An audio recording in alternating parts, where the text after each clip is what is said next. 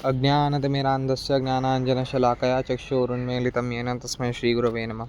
श्रीचैतन्यमनोभीष्टं स्थापितं येन भूतले स्वयं रूपः कदा मह्यं ददाति स्वपदान्तिकं। वन्देऽहं श्रीगुरो श्रीयुतपदकमलं श्रीगुरुन् वैष्णवांश श्रीरूपं सागरजातं सहगणरघुनाथान्वितं तं सजीवं साद्वैतं सावधूतं परिजनसहितं कृष्णचैतन्यदेवं श्रीराधाकृष्णपादान् सहगणललिता श्रीविशाखान्वितांश। हे कृष्ण करुणा सिंधु दीनबंधु जगतपते गोपेश्च गोपिकाकांत राधाकांत नमोस्तुते। तप्त कांचन गौरांगी श्री राधे वृंदावनेश्वरी वृषभानुसुते देवी प्रणमामि हरिप्रिय। वाञ्छाकल्पतरुभ्यश्च कृपा सिन्धुभ्येव च पतितानां पावनेभ्यो वैष्णवेभ्यो नमो नमः। जय श्री कृष्ण चैतन्य प्रभु नित्यानंद श्री अद्वैत गदाधर श्रीवासादि गौरभक्तवृंद। हरे कृष्ण कृष्ण कृष्ण हरे हरे, हरे राम राम राम हरे हरे। हरे कृष्णा। तो आप सब तो जानते ही है कि किस विषय पे होने वाला है आज का वीडियो। थंबनेल आपने देखा ही है।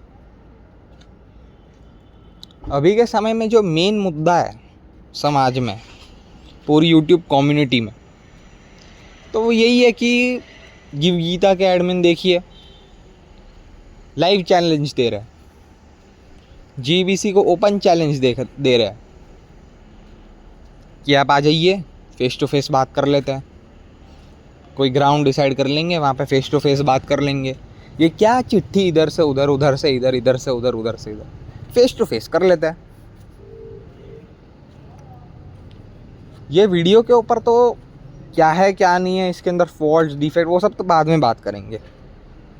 पहले तो ये देखा जाए कि ये वीडियो जो है एक तरफा वीडियो है, एक वेल प्लान स्ट्रेटजी है, कूटनीति है, और कुछ नहीं।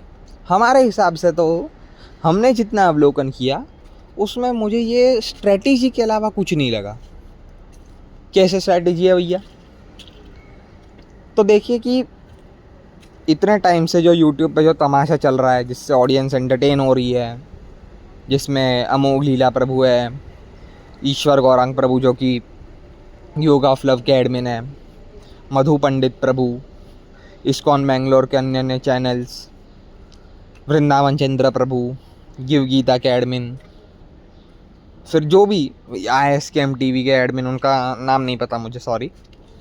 फिर ये जो भी छोटे मोटे चैनल्स, हम भी उनमें से, हम भी ये जो कोई भी लोग कुत्ते बिल्लियों की तरह जो है अपना पॉइंट सिद्ध करने में लगे पड़े हैं, हम भी, उनमें कहीं पे भी आपने इस्कॉन GBC से कोई वीडियो देखा ही नहीं होगा।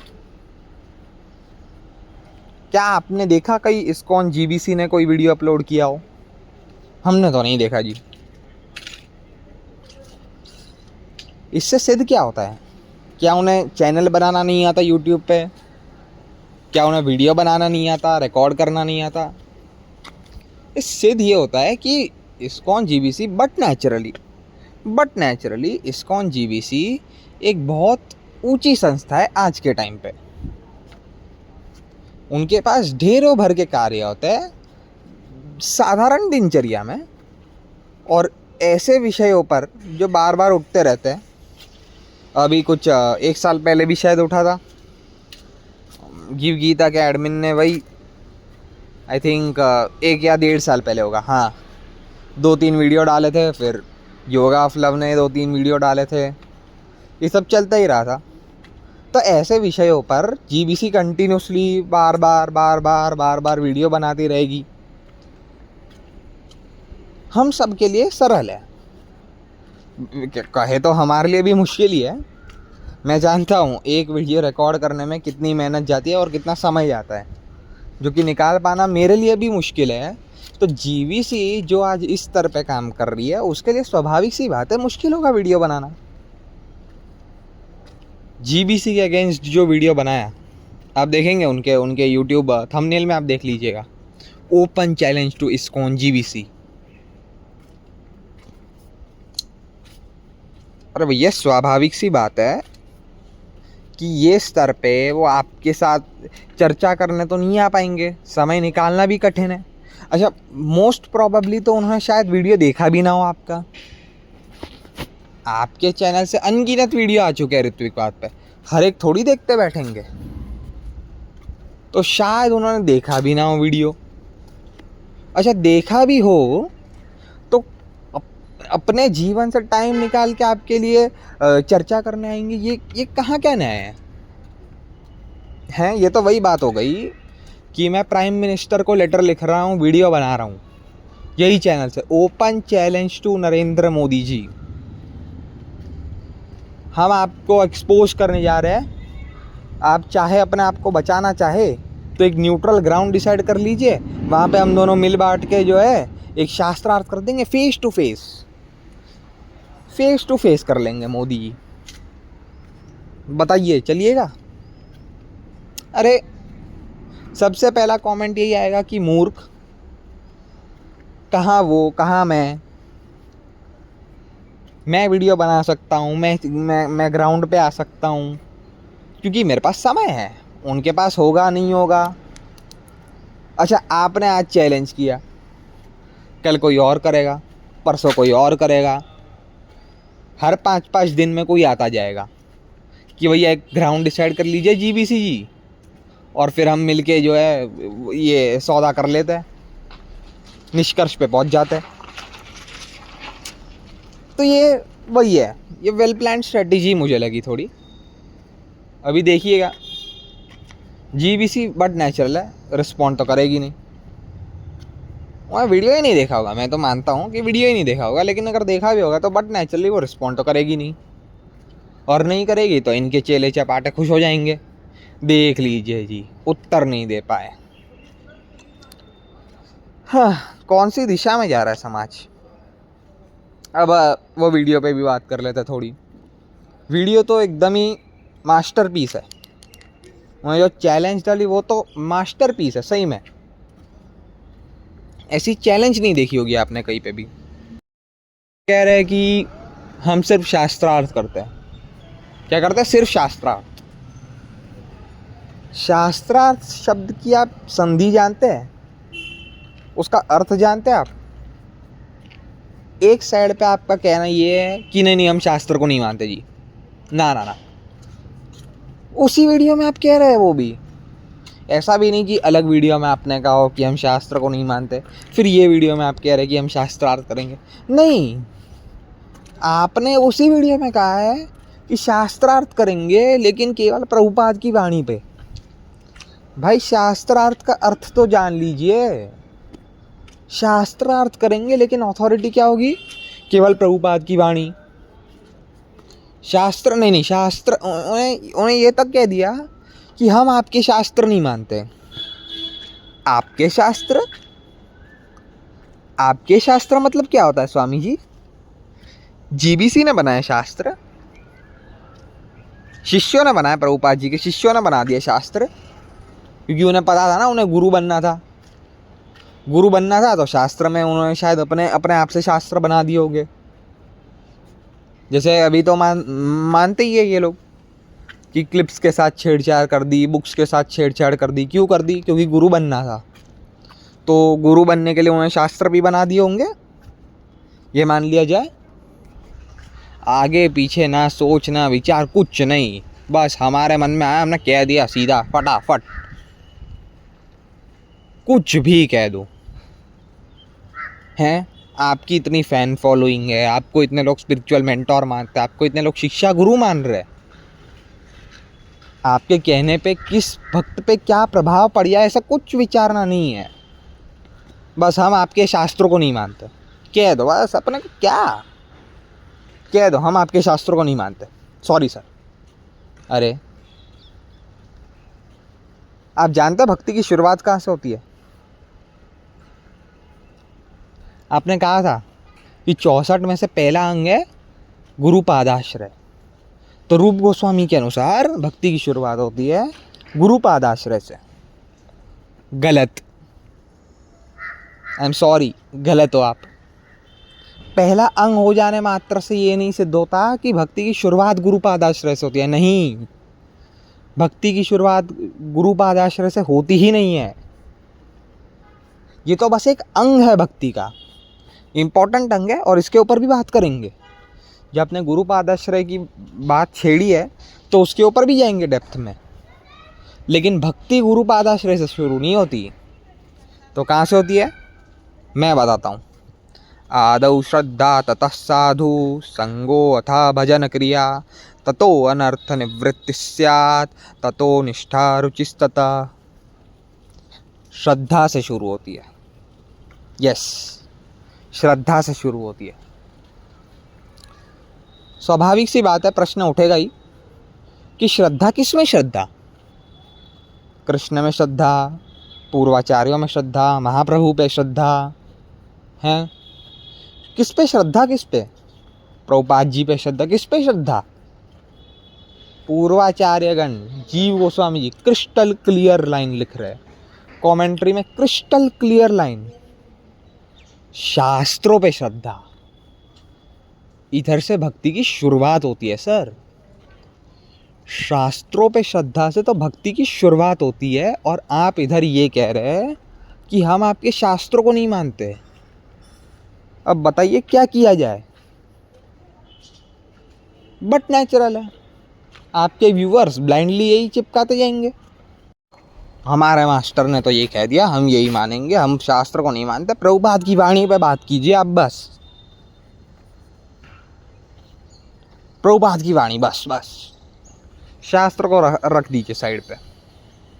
अच्छा, तो फिर वही मैं पॉइंट रेस करूंगा जो पिछले वीडियो में मैंने किया था, वो ये वीडियो में भी करूंगा। स्थूल निखनन न्याय क्या होता है? स्थूल निखनन न्याय कहता है कि अगर आप टेबल पे स्क्रू रखिएगा और एक बार हैमर मारिएगा तो क्या वो टेबल के आर पार चले जाएगा? स्क्रू नहीं जाएगा। दूसरी बार मारेंगे तो और थोड़ा आर पार जाने के नज़दीक स्टेज पे आ जाएगा, लेकिन कंप्लीट नहीं हो जाएगा। उसे और 3 बार, 4 बार, 5 बार, 6 बार मारते जाइए ताकि वो आर पार आ जाए टेबल के। तो एक आर्ग्यूमेंट को किसी के सिर में घुसाने के लिए स्थूल निखनन न्याय 1-2 बार, 3, 4, 5, 6, 7, 8 बार रिपीट करना ही पड़ता है। तो करूँगा, लाऊंगा मैं, फिर से वही बात लाऊंगा। बताइए क्यों कोर्स किया जा रहा है? भगवत गीता पे, भागवतम पे, चैतन्य चरितामृत पे कोर्स क्यों किया जा रहा है? शास्त्र को आप मानते नहीं है, पूर्वाचार्य को आप मानते नहीं है। पूर्वाचार्य पे भी मैं आता हूँ। शास्त्र को आप मानते नहीं है, क्यों किया आपने भगवत गीता पे कोर्स? भागवतम पे कोर्सेस क्यों चल रहे हैं? नहीं जी, हम तो वो भी करेंगे, कोर्स भी करेंगे, और फिर ये भी कहेंगे कि शास्त्र को हम नहीं मानते। प्रभुपाद जी ने लिखे है मूल श्लोक, नहीं ना? शास्त्र को नहीं मानेंगे, लेकिन जब कोर्स से ये रहेगा ज़्यादा से ज़्यादा लोग फॉलो करें हमें, तो कुछ ना कुछ करना पड़ेगा। शास्त्रिक खुद को बताना पड़ेगा। ऐसे अशास्त्रिक बोल के भी नहीं फिर सकते। मानेंगे नहीं शास्त्र को। जब भी अब हमसे कोई भी उल्टी बात कर दी, शास्त्र ने हमारे मत का समर्थन नहीं किया, तो हम खुद को अशास्त्रिक भी नहीं बोल देंगे, सीधा बोल देंगे कि नहीं मानते हम शास्त्र को। लेकिन फिर लोगों को गुमराह करने के लिए, अपने अंदर जोड़ने के लिए शास्त्रों का ही सहायता लेंगे ना। पूर्वाचार्य को आप मानते हैं? नहीं जी, हम तो प्रभुपाद संप्रदाय से है। ये एक नया एक सर्कस शुरू किया, प्रभुपाद संप्रदाय। प्रभुपाद जी को नहीं पता कि उन्होंने अपना एक संप्रदाय खोला है, लेकिन इन्होंने खोल दिया प्रभुपाद संप्रदाय। गुरु परंपरा क्या है उसकी? तो बस प्रभुपाद जी एक है, बस वही है। मतलब प्रभुपाद जी है और उन्हीं से डायरेक्ट दीक्षा, ना आगे कुछ ना पीछे कुछ।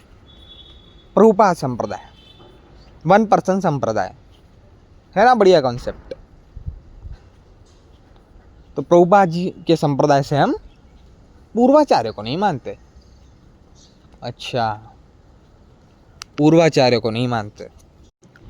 तो फिर ये गुरुमुख पद्म वाक्य जो आप 4 वर्ड बोलते हैं वो कहाँ से लाए आप 4 वर्ड? कहीं से तो लाए होंगे ना, कहाँ से लाए आप? वो हम लेंगे नरोत्तम दास ठाकुर जी की प्रेम भक्ति चंद्रिका की गुरु वंदना से। नरोत्तम दास ठाकुर प्रेम भक्ति चंद्रिका गुरु वंदना से हम लेके आ गए। अच्छा, लेकिन पूर्वाचार्य को नहीं मानते? हाँ जी, अगर मानते होते तो हम तुरंत प्रश्न पूछते कि भैया उन्हें कोई रेफरेंस दिया है, ऋत्विकवाद की कोई ऑथेंटिसिटी के बारे में कुछ कहा है, कहीं खंडन तो नहीं कर दिया? तो हम नहीं मानते भाई, पूर्वाचार्य को भी नहीं मानेंगे, शास्त्रों को भी नहीं मानेंगे, गुरुमुख पद्म वाक्य सिर्फ इतना मानेंगे हम। सबसे पहले तो आपके गुरु श्रील प्रभुपाद जी है, वो सिद्ध करने के लिए आपको शास्त्रों की सहायता चाहिए। नंबर 1, प्रभुपाद जी आपके गुरु सिद्ध कैसे हुए? आपको गुरुमुख पद्म वाक्य कहा गया है, तो आपको गुरुमुख की आज्ञा जो है, मतलब उन्होंने जो आज्ञा दी है उसे आपको फॉलो करना है। लेकिन आपने गुरु अपने आप को श्रील प्रभुपाद जी का गुरु मान लिया। कैसे माना?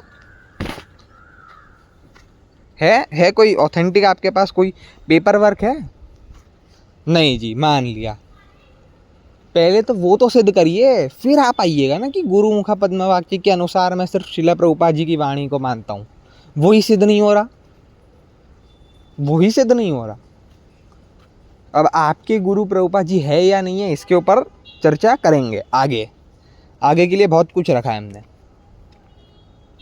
अच्छा, ये जो आप कोट देते हैं गुरुमुख पद्म वाक्य चीते ते करिय ऐक्य, ये प्रेम भक्ति चंद्रिका से, गुरु वंदना से और नरोत्तम दास ठाकुर द्वारा विरचित है।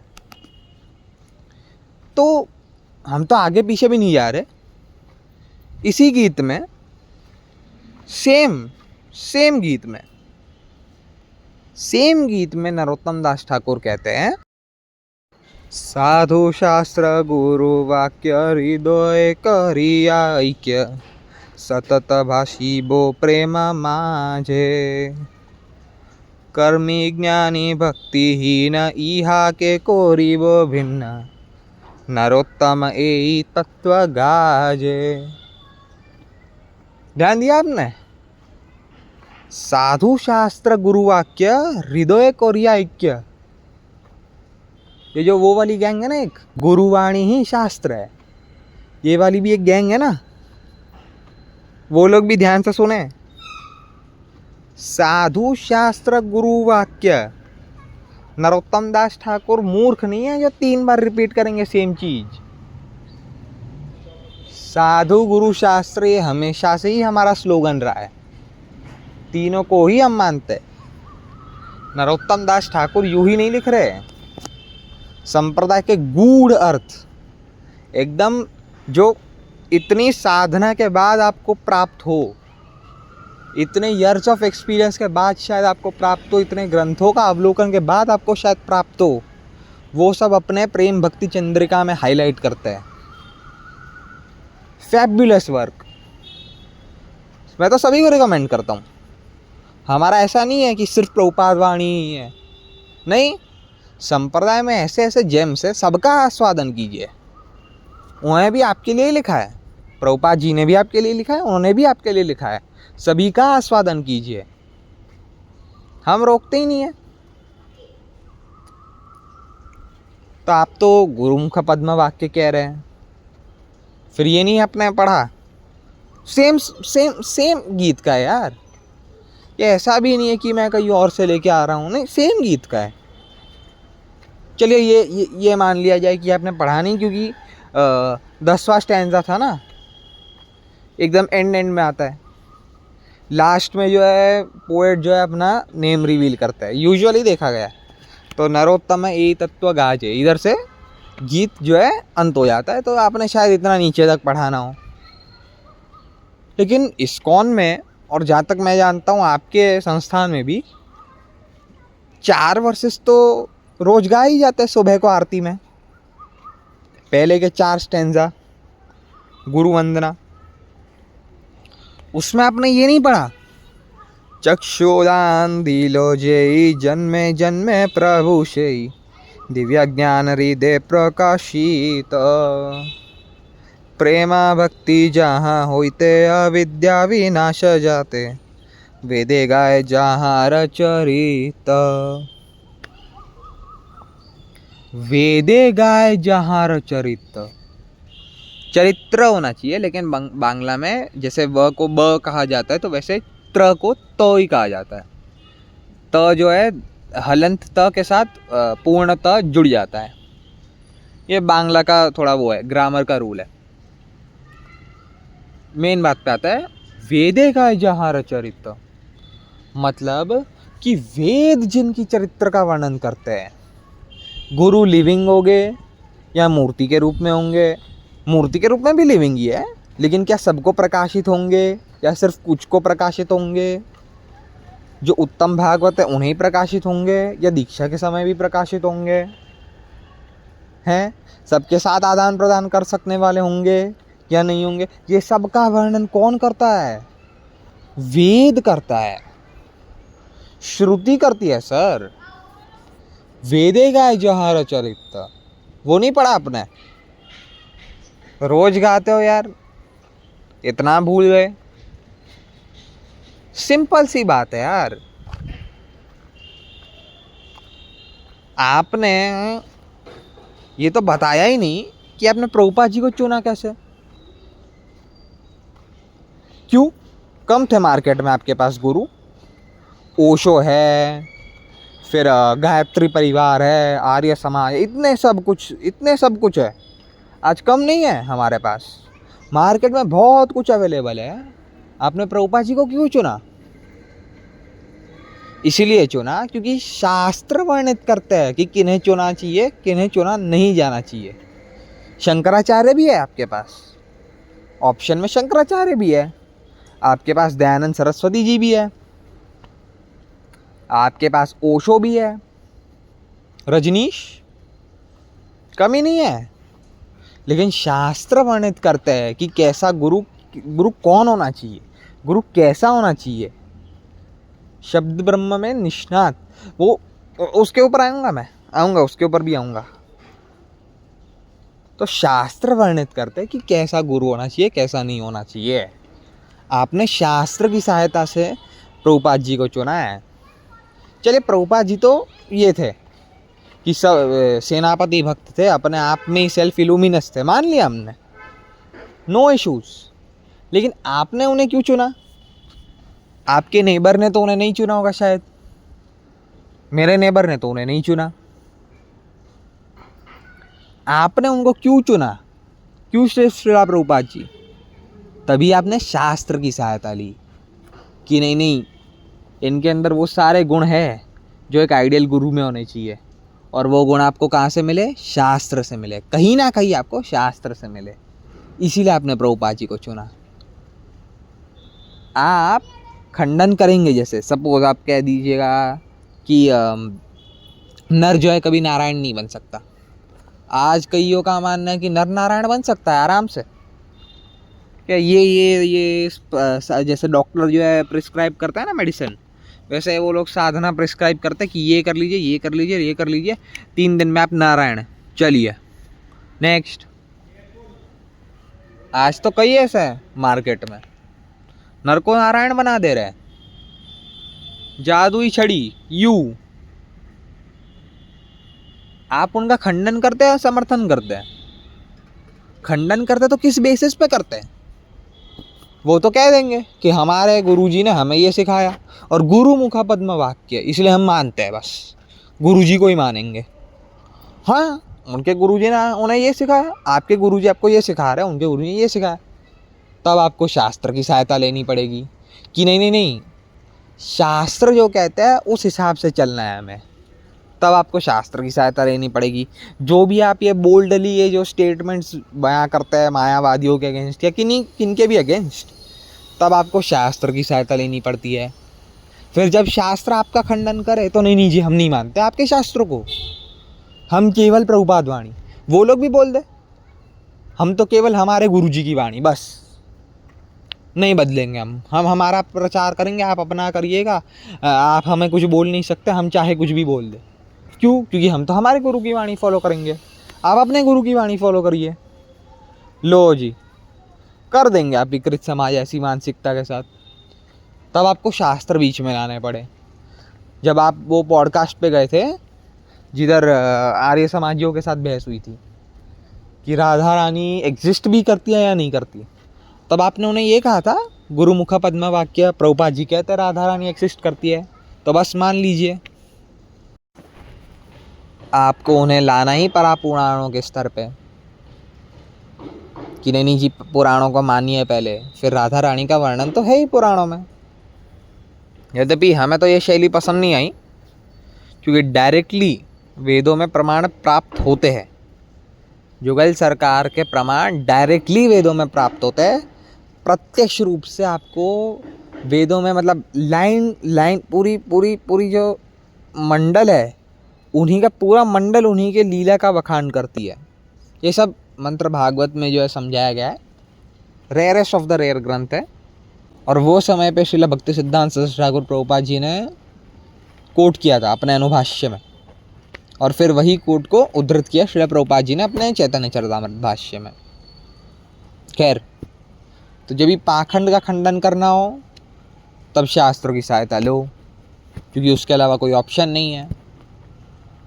लेकिन फिर जब हमारा खंडन हो रहा हो तो शास्त्रों को नकार दो, क्योंकि नकारने के अलावा फिर कोई ऑप्शन नहीं है। ये आपकी स्ट्रेटेजी है ना, इसीलिए तो हम ऋत्विकों के साथ बात करने से हिचकिचाते हैं कि क्या करें इनसे बात। इनको कुछ भी प्रमाण दो, नकार देंगे। इनका अपना कोई वो सिद्धांत अस्तित्व थोड़ी है। कल मान रहे एक चीज को, परसों नहीं मानेंगे। कहाँ इनका कुछ खुद का कुछ स्टैंस है, कोई ग्राउंड है, कोई बेसिस है इनका। शास्त्र को नहीं मानते, अच्छा पूर्वाचार्य को नहीं मानते, लेकिन हाँ गुरुमुख पद्म वाक्य तो कहेंगे। 64 अंगों में से गुरुपादाश्रय पहला अंग है, और इस्कॉन में किसी ने गुरुपादाश्रय तो किया ही नहीं है। तो सबको 1%, तो 1% पे भी आऊँगा, इसके बाद 1% पे चर्चा करेंगे। लेकिन पहले ये बताइए, आपने गुरुपादाश्रय कहाँ से लिया? ये 2 शब्द जो है, 2-3 शब्द आपने कहाँ से लिए? ये पद आपने लिया कहाँ से? तो जी ये हमने लिया रूप गोस्वामी की भक्ति रसामृत सिंधु से। 64 अंग है ना उधर भक्ति के, उसमें से पहला अंग गुरुपादाश्रय ले लिया हमने। अच्छा, वहाँ से लिया आपने गुरुपादाश्रय। अच्छा, लेकिन जब गुरुपादाश्रय का वर्णन करते हैं रूप गोस्वामी पाद, तब वो सिर्फ गुरुपादाश्रय लिख के छोड़ नहीं देते। वहाँ पे उस सेंटेंस कंप्लीट करने के लिए एक आदर्श स्कंद से प्रमाण देते हैं। गुरुपादाश्रय के अंदर वो प्रमाण देते हैं कि कैसे गुरु को एक्सेप्ट करना है। कौन सा प्रमाण देते हैं? तस्माद् गुरुं प्रपद्येत जिज्ञासु श्रेय उत्तमं शब्दे परे च निष्णातं ब्रह्मणि उपसमाश्रयम्। रेफरेंस दे रहे हैं। गुरु कैसा होना चाहिए जी? शब्दे परे च निष्णातम। रिपीट करूं? शब्दे परे च निष्णातम होना चाहिए गुरु। ज़्यादा डिफिकल्ट नहीं है। शब्दे परे च निष्णातम ब्रह्मणि मतलब शब्द प्रमाण में और भगवान में परे, मतलब जो बियॉन्ड मटीरियल एग्जिस्टेंस है, और भगवान में, शब्द ब्रह्म में पूरी तरह से निष्ठावान हो, जो तत्वतः उन्हें जानता हो। वास्तविक अर्थ इसका ये, जो उन्हें तत्वतः जानता हो, शब्द ब्रह्म को, परब्रह्म को। उसके आगे क्या है? उपसमाश्रय, जो डिटैच्ड हो वर्ल्ड से, जो समभाव से सबको देखता हो। ये सब क्वालिफिकेशन है वो गुरु के, वो आप नहीं मानेंगे। आपने तो कहा कि कोई चाहे कितनी भी भक्ति कर ले, माला फेर ले, लेकिन जब तक गुरु जी का ऑर्डर नहीं प्राप्त होता उसे, हमने तो कहा था कि कि देखिए कोई उस स्तर पे आ जाए तो गुरु का रोल निभा सकता है, भले ही जब वो मटेरियल स्तर पे था, जब वो निम्न स्तर पे था, तब उसके गुरु ने ऑर्डर ना भी दिया हो, अगर दुर्जनतोष ने ऐसे अगर उस समय पर उसे गुरु ने ऑर्डर दिया ना भी हो, लेकिन फिर भी जब वो शब्दे परे च निष्णातम की क्वालिफिकेशन क्रॉस कर लेता है, पा लेता है, तो बस वो गुरु बनने के लायक है। आपने कहा नहीं नहीं नहीं नहीं नहीं नहीं बनने के लायक है। तो जो गुरुपादाश्रय जब आप कोट करते हैं तो क्या वो एक ही पद कोट करेंगे या उसके साथ जो है पूरा एटलीस्ट वो पैराग्राफ तो कोट करेंगे ना, जिसमें पहले अंक का मेंशन कर रहे रूप गोस्वामी जी, उतना तो मानिए। नहीं जी, उतना नहीं मानेंगे, गुरुपादाश्रय उतना मान सकते बस। कैसा गुरु है, कहा कि गुरुपादाश्रय है। अमोघ लीला प्रभु जी ने तो गुरु धारण ही नहीं किए, ये गोपाल कृष्ण गोस्वामी जी महाराज गुरु कहलाने के लायक नहीं है, ये सब आप कहते हैं। लेकिन गुरुपादाश्रय कहते समय आपने ये नहीं विचारा कि गुरुपादाश्रय के अंदर कौन सा गुरु, क्या क्वालिफिकेशन दिया रूप गोस्वामी जी ने, क्या क्वालिफिकेशन दिया भागवतकार ने। शब्दे परे च निष्णातम ब्रह्मणि उपासम समाश्रयम।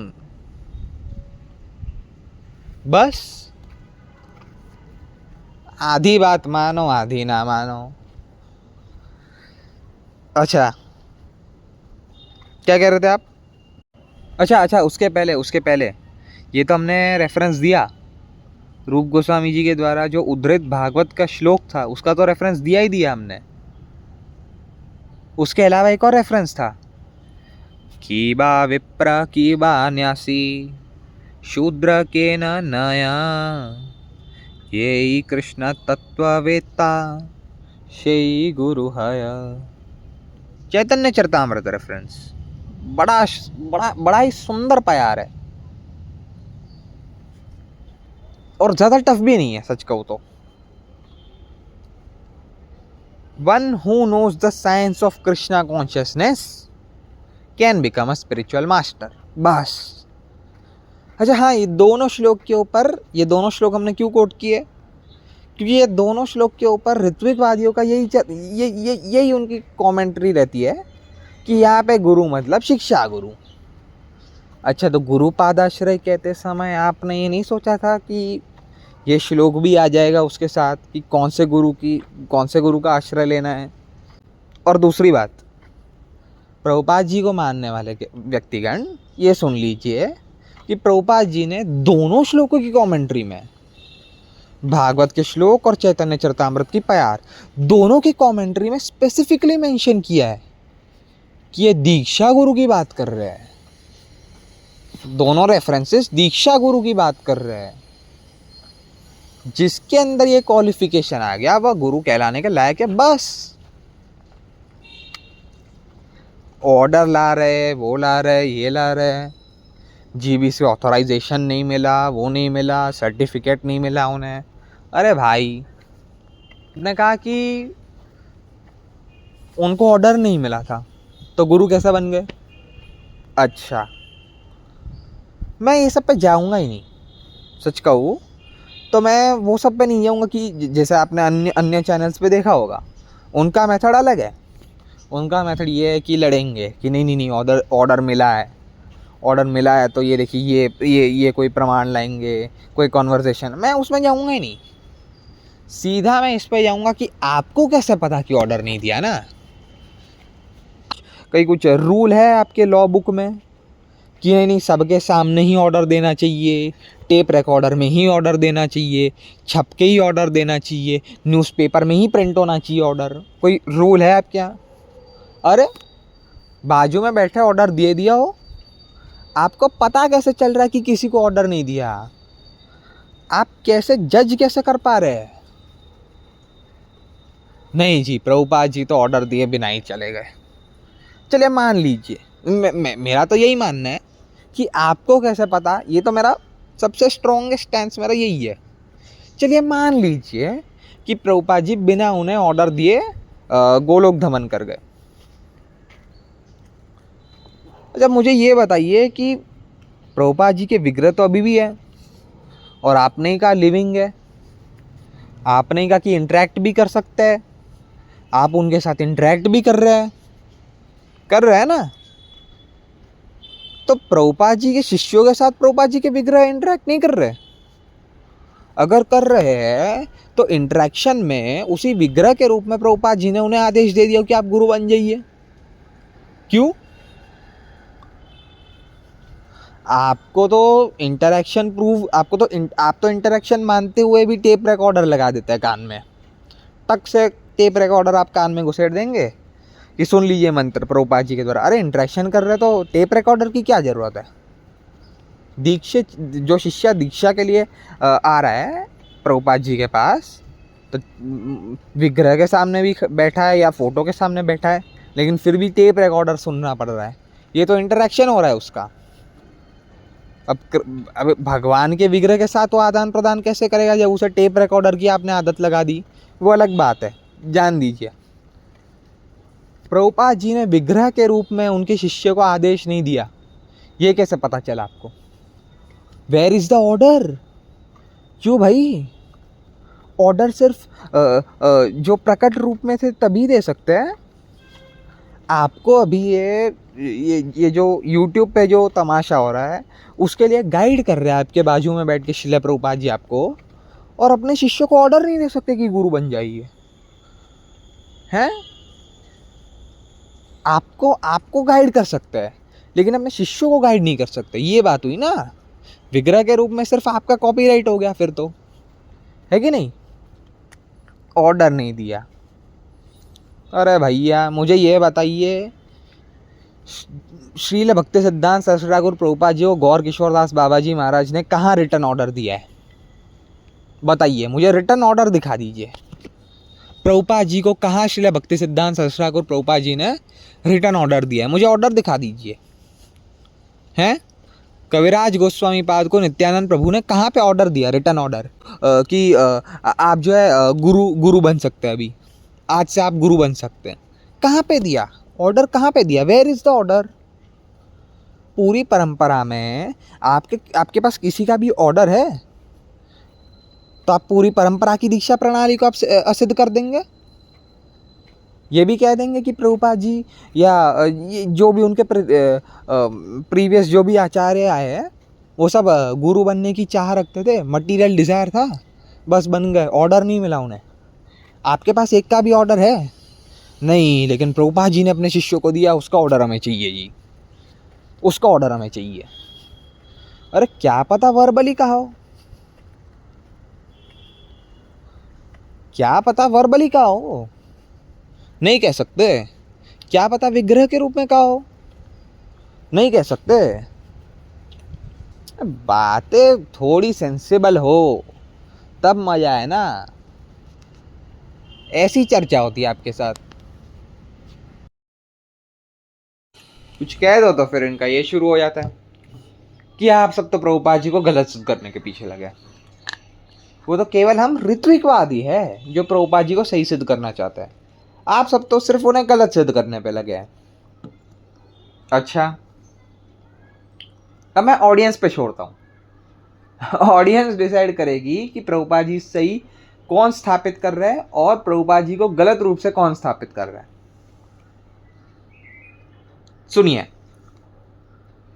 प्रभुपाद जी अपने आप को शास्त्र का एक फॉलोअर बताते हैं।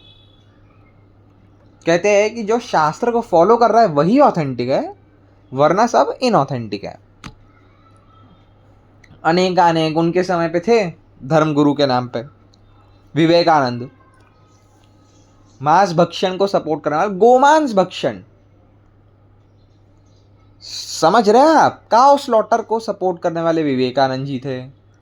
इसके अलावा ओशो थे, इसके अलावा कितने कितने अनगिनत लोग थे। सभी को रास्कल कहते हुए सही धर्म की स्थापना की प्रभुपाद जी ने, शास्त्रिक धर्म की स्थापना की है, शास्त्र को प्रायोरिटी देके। क्यों?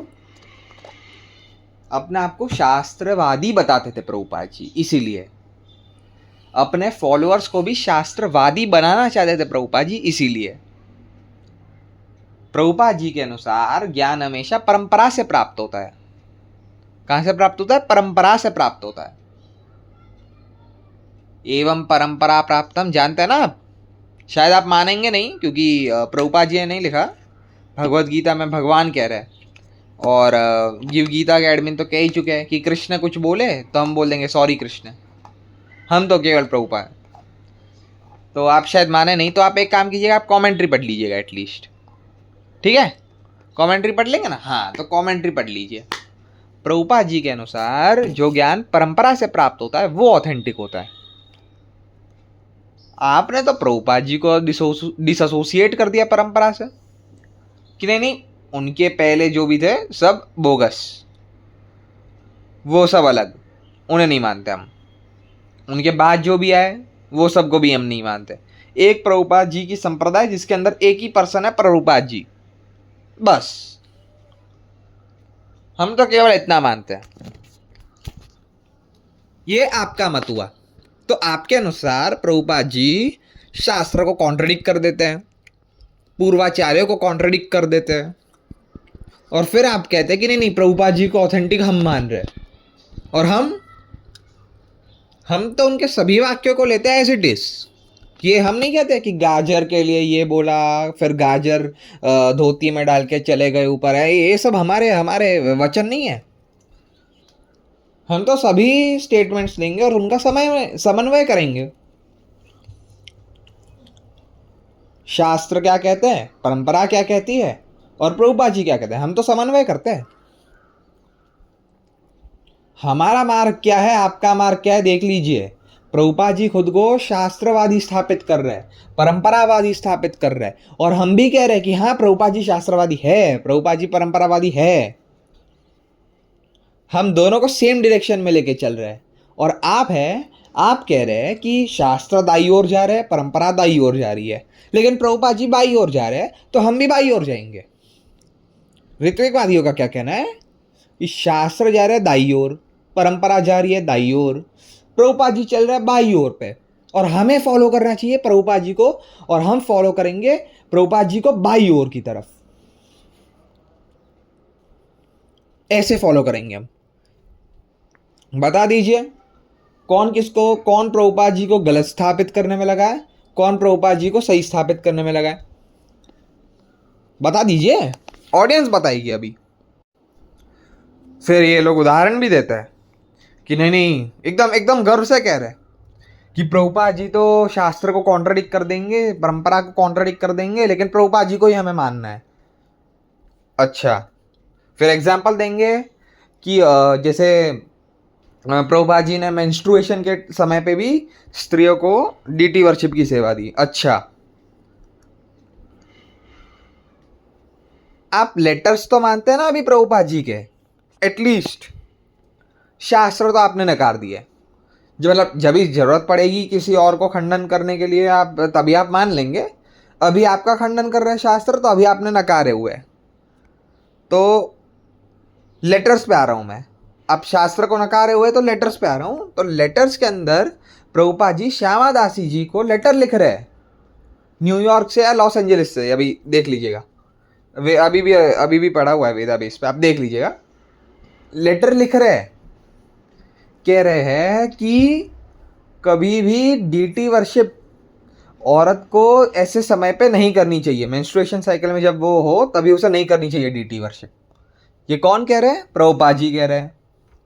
फिर उन्हें ऐड किया एक लाइन, उन्हें कहा कि रूल तो ये है, लेकिन इन केस घर पे ठाकुर जी को कोई भोग धराने के लिए हो नहीं, तो आप कुकिंग में जा सकते हैं और कुक भी कर सकते हैं, किचन में जाके कुकिंग कर सकते हैं। समझिए ध्यान से, सिद्धांत क्या कहा है उन्होंने। सिद्धांत तो यही है कि मेंस्ट्रुएशन साइकिल के समय पे कुकिंग नहीं होगी, लेकिन अगर घर पे ठाकुर जी को भोग लगाने वाला ना हो तो फिर तो ऑप्शन ही नहीं है, भूखा तो नहीं रख सकता प्रभु को। इन दैट केस कर सकते हैं कुकिंग की सेवा। ऐसा भी नहीं कि उन्होंने डायरेक्ट सेवा लिख दी हो, नहीं, कुकिंग तक उन्होंने रिस्ट्रिक्ट किया है। और दूसरी बात, क्या आपके पास प्रमाण है कि प्रभुपाद जी ने अपने काल में, अपने समय में किसी औरत को डीटी वर्शिप की सेवा दे दी हो मंदिर में, एज अ प्रीस्ट उन्हें सेवा दे दी हो? है तो बताइएगा।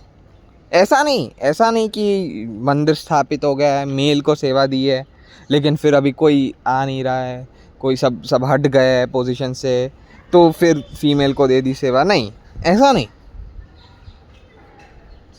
प्रॉपरली कि फीमेल के लिए ही स्टार्ट से लेकर एंड तक सेवा रखी गई हो, तो बताइएगा आप।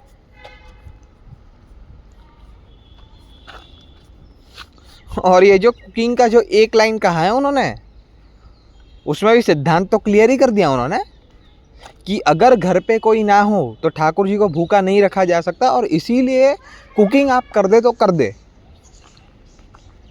इसे भी रागानुगा भक्ति, वैधि भक्ति के टर्म्स एंड कंडीशंस के अनुसार समझा जा सकता है। तो ये अशास्त्रिक नहीं है। आपका काम सिर्फ ये सिद्ध करना है कि कैसे ना कैसे हम प्रभुपाद जी को अशास्त्रिक प्रूव कर दे। फिर हम शास्त्रों की उल्लंघन करने के लिए फिर तो हमारे पास वो आ जाएगा ना, क्या कहते हैं वो, पास आ जाएगा। कैसे ना कैसे अशास्त्रिक सिद्ध कर दो, फिर हमें पास मिल गया कि देख लीजिए प्रभुपाद जी ने शास्त्र को का उल्लंघन किया, तब हम भी। ऐसे नहीं चलता ना मित्र।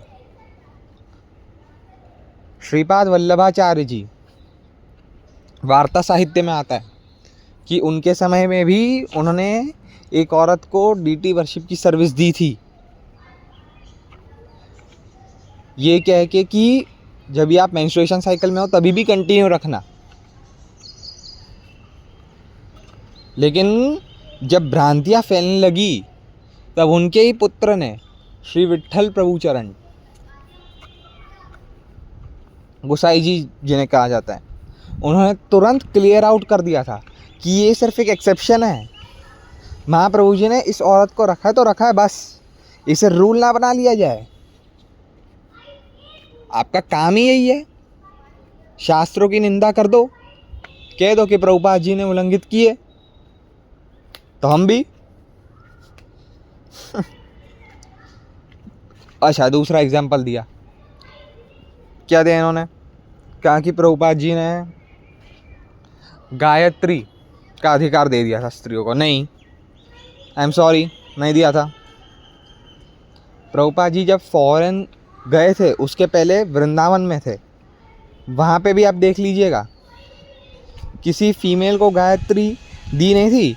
इनफैक्ट उनके द्वारा रन हो रही थी भगवत पत्रिका, जो कि केशव जी गौड़िया मठ से शायद आज भी प्रकाशित होती है। वो ईयर्स के हमारे पास उसके PDF अभी भी प्राप्त होते हैं। वहाँ पे एक आर्टिकल है, उनके अंडर में रन होती थी वो पत्रिका। उन्हें एक बहुत हाई पोस्ट दी गई थी गौड़िया मठ में वो समय पे, और उनके अंडर जो पत्रिका रन हो रही थी उसके अंदर काफ़ी रीजंस के साथ लिखे गए कि क्यों स्त्रियों को गायत्री का अधिकार नहीं है। प्रभुपाद जी जब फॉरेन गए वहाँ पे भी उन्होंने मना कर दिया था कि स्त्रियों को गायत्री नहीं दूंगा। आज भी वो इंटरव्यू प्राप्त होगा आपको, जो फर्स्ट उनकी फीमेल इनिशिएटेड डिसाइपल थी फॉरेन लैंड में। वहाँ पे वो इंटरव्यू में वो माता जी कह रही है कि प्रभुपाद जी ने हमें मना कर दिया था, गायत्री नहीं देंगे, लेकिन वो तो हम लड़े झगड़े, फीमेल राइट एक्टिविस्ट बन गए, फेमिनिज्म लेके आ गए, इसलिए प्रभुपाद जी को अंत में देना पड़ा। फेमिनिज्म की वजह से वो म्लेच्छ भूमि ऐसी है कि फेमिनिज्म की वजह से पूरा का पूरा मूवमेंट शट डाउन करवा दे, इसलिए प्रभुपाद जी को देना पड़ा। और फिर भी उन्होंने कहा कि नहीं, उपनयन तो मैं दूंगा ही नहीं, किसी हाल में नहीं दूंगा। ये इंटरव्यू अभी भी प्राप्त हो जाएगा आपको यूट्यूब पे। सिद्धांत बना लेते हैं ना आप। भक्ति विकास स्वामी जी महाराज और अन्य कई इस्कॉन के गुरु है जो आज इस पे वर्क कर रहे हैं। कह रहे कि नहीं ये रूल ना बना लिया जाए। प्रभुपाद जी ने विवशतावश उस समय पे जो किया था उसे रूल ना बना दिया जाए, वो उनकी विवशता थी। अमेरिकन गवर्नमेंट उनका पूरा मूवमेंट बैन कर देती, महाप्रभु का प्रचार रुक जाता। तो सिद्धांत अलग है। कलयुग में भी आप देखिए धर्म की कितनी हानि हो रही है। बड़े बड़े धर्म गुरु अधार्मिक कार्यों में लगे पड़े। इससे सिद्धांत नहीं बदला जाना चाहिए। हाँ, सिद्धांत तो यही है, भले ही अभी ऐसा चल रहा हो। आप कहिएगा सिद्धांत तो यही है, भले ही ऐसा चल रहा हो। शास्त्र भले ही फॉलो ना किए जा रहे हो, फिर भी शास्त्र वाक्य ये है, सिद्धांत ये है। ऐसी होती है प्रीचिंग। होपफुली अभी आपको क्लियर हो गया होगा। आज के बाद कहेंगे नहीं कि आप श्रील प्रभुपाद जी को गलत सिद्ध करना चाहते हैं। केवल ऋत्विकवादी ही है जो प्रभुपाद जी को सही सिद्ध करने पे लगे। बिल्कुल मायावाद सिद्धांत, बिल्कुल उनके अनुसार भी, अभेदवादियों के अनुसार भी केवल अभेद का प्रतिपादन करने वाली श्रुतियाँ ही ऑथेंटिक है। बाकी जो भेदवाद को प्रतिपादित करती है वो श्रुतियाँ इनऑथेंटिक, व्यवहारिक। शंकराचार्य, आदि शंकराचार्य ब्रह्मसूत्र भाष्य में कोट कर रहे हैं कि ये श्रुति जो है, ये शास्त्र के वचन जो है, ये सब भेद का प्रतिपादन करते हैं। और फिर वो लिखने के जस्ट बाद 2 लाइन नीचे लिख रहे हैं कि लेकिन ये सब याद रखा जाना चाहिए कि ये व्यवहारिक है, परमार्थिक नहीं है। Same philosophy, same. और जब भी कोई कहे कि आप इन्हें क्यों नकार रहे हैं, आप जीव और ब्रह्म को एक कैसा बता रहे हैं,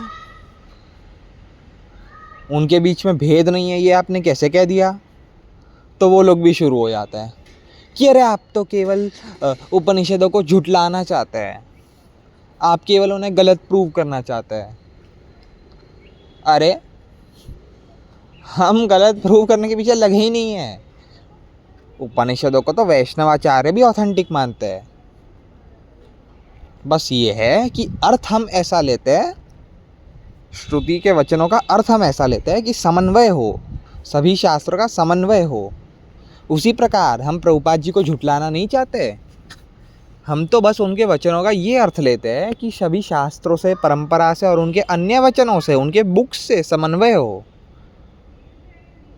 आपको केवल एक कन्वर्सेशन प्रिय है, और उसके बाद जो दूसरा लेटर लिखा गया, जो तमाल कृष्ण गोस्वामी जी महाराज ने लिखा है, और उन्होंने कहा भी है उधर, लिटरली उन्होंने वीडियो में कहा है कि प्रभुपाद जी ने उसे सैंक्शन किया था, इसलिए उनकी साइन भी होगी, या स्टैम्प या साइन है मुझे पता नहीं है, और प्रभुपाद जी ने सैंक्शन किया है, लिखा तमाल कृष्ण गोस्वामी जी महाराज ने। उसके अंदर का आप एक वर्ड मानते हैं, और उसके पहले की एक कन्वर्सेशन मानता है, उसके बाद, उसके आगे, उसके पीछे कुछ नहीं मानते। वीडियो में कह रहे हैं कि रूप गोस्वामी जी कुछ कहेंगे और कॉन्ट्रडिक्ट करेगा तो हम नहीं, रूप गोस्वामी जी को नहीं मानेंगे। सॉरी रूप गोस्वामी जी, हम तो केवल प्रभुपाद। अच्छा, सनातन गोस्वामी जी, हम तो केवल प्रभुपाद। Sorry sir. श्रील भक्ति सिद्धांत सरस्वती ठाकुर कौन? ये तक कह रहे सरस्वती ठाकुर प्रभुपाद जी कौन? हम तो केवल श्रील प्रभुपाद जी को जानते हैं। हमारे सामने कोई इसको नाइट आए ना, तो हम बस सीधा ये पूछते हैं कि प्रभुपाद जी ने क्या कहा, प्रभुपाद जी ने कहाँ कहा। सरस्वती ठाकुर प्रभुपाद नहीं, कौन भक्ति सिद्धांत सरस्वती ठाकुर कौन? हम नहीं जानते, केवल प्रभुपाद। अरे बेशर्मो, प्रभुपाद जी की ऑथेंटिसिटी कैसे स्थापित करोगे? परंपरा से प्राप्त आचार्य है तो ऑथेंटिसिटी कैसे स्थापित करोगे बिना परंपरा के? कल कोई रामकृष्ण मिशन से, कोई ओशो से, गायत्री परिवार से, ब्रह्म कुमारी से भिड़न हो गई आपकी, तो क्या कहेंगे आप? कि आप अपने गुरुजी को फॉलो करिए, हम अपने गुरुजी को फॉलो करेंगे। या फिर क्या कहेंगे आप कहेंगे कि हमारे गुरुजी है ना नित्य सिद्ध वैष्णव है, तो आप उन्हें फॉलो कीजिए। वो कहेंगे कि हम लोग हमारे गुरुजी को नित्य सिद्ध मानते हैं। तीसरा कहेगा हम हमारे गुरुजी को नित्य सिद्ध मानते हैं। पोप कहेगा कि हम हमारे गुरुजी को नित्य सिद्ध। तो ये तो पूरा पूरा पूरा कंसेप्ट ही यही है कि शास्त्र को मानना ही पड़ेगा, परंपरा को माननी ही पड़ेगी। केवल हमारे गुरुजी नित्य सिद्ध, ये आपकी ऑथेंटिसिटी है बस। कौन भक्ति सिद्धांत सरस्वती ठाकुर, कौन रूप गोस्वामी, ये सब कह रहे हो। प्रभुपाद जी होते, जरा सोचो, प्रभुपाद जी होते और आप उनके सामने कह देते कि कौन भक्ति सिद्धांत सरस्वती ठाकुर, कौन रूप गोस्वामी, कौन सनातन गोस्वामी, हम नहीं जानते उन्हें, तो क्या वो खुश होते हैं? अच्छा, इसमें ये भी आती है कि आपकी दीक्षा ऑथेंटिक है या नहीं है। मैंने कहा था कि मैं बाद में डिस्कस करूंगा, अभी मैं कर रहा हूं। आपकी दीक्षा ऑथेंटिक है या नहीं है? आपको दीक्षा कहाँ से मिली? ये योगा ऑफ लव के एडमिन ने पूछा था आपसे क्वेश्चन कि आपको दीक्षा कहाँ से मिली। मधु पंडित प्रभु जी को दीक्षा कहाँ से मिली? मधु पंडित प्रभु को मिली थी जय पताका स्वामी महाराज से दीक्षा, फिर उन्हें त्याग दिया। नाम रखा वही मधु पंडित प्रभु, ठीक है, नाम वही रखा, नाम नहीं त्यागा, गुरु को त्याग दिया, ठीक है। अच्छा, फिर कहाँ से मिली आपको दीक्षा? तो ऋत्विक तो कोई था नहीं जिसने दीक्षा दी आपको। मधु पंडित प्रभु को, जय पताका स्वामी महाराज को त्याग दिया। तो फिर ये बताइए कि दीक्षा आपकी, आप कैसे दीक्षित हुए? सेम आपके साथ केस है, सेम गिव गीता एडमिन के साथ केस है। ली थी गोपाल कृष्ण गोस्वामी जी महाराज से दीक्षा, फिर त्याग दिया उन्हें, नाम नहीं त्यागा, गोपाल कृष्ण गोस्वामी जी महाराज को त्याग दिया। फिर किसी ने आपको ऋत्विक इनिशिएशन तो दी नहीं प्रभुपाद जी की, तो आप कहाँ से गुरु बने? चलिए, आप गुरु ना बने, आप कहाँ से शिष्य बने? चलिए ये बताइए। आपने दूसरों को ज्ञान दिया, गुरु पादाश्रय, लेकिन आपके गुरु कौन है वही सिद्ध नहीं हो रहा। ना ऋत्विक इनिशिएशन से आप गुरु बन सकते, शिष्य बन सकते हैं, सॉरी, ना प्रभुपाद जी से आप शिष्य बन सकते हैं, ना गोपाल कृष्ण गोस्वामी जी महाराज से शिष्य बन सकते हैं। देखिए, गुरु पादाश्रय पहला अंग है भक्ति का, सोच लीजिए। इसमें इन्होंने रिप्लाई क्या दिया? इन्होंने कहा कि नहीं, जीबीसी का रूल है, मतलब अगर किसी के गुरु का फॉल डाउन हो जाए तो फिर प्रभुपाद जी को डायरेक्टली उसकी कनेक्शन हो जाती है प्रभुपाद जी से, उसे कोई और दीक्षा लेने की जरूरत नहीं पड़ती। ये जीबीसी का रूल है, तो इसलिए हम शिष्य। अच्छा, तो आप जीबीसी को ऑथेंटिक मानते हैं ना? ये रूल जीबीसी ने बनाया, तो आप जीबीसी को ऑथेंटिक मानते हैं या नहीं मानते? फिर दूसरे वीडियो में, इसके पहले वीडियो में आप कह रहे हैं, अमोघ लीला प्रभु पूछ रहे हैं कि आपको ऑथराइज किसने किया, तो आपने कहा कि मुझे तो जीबीसी ने लेटर दिया है, all the best for your future endeavours, लेकिन मैं जीबीसी को ऑथेंटिक नहीं मानता। फिर वही बात, अमोघ लीला प्रभु के क्वेश्चन का आंसर ही नहीं दिया आपने। आपकी नज़रों में ये आप ऑथेंटिक है या नहीं है? जीबीसी ने लेटर भेजा, लेकिन जीबीसी को आप मानते नहीं है।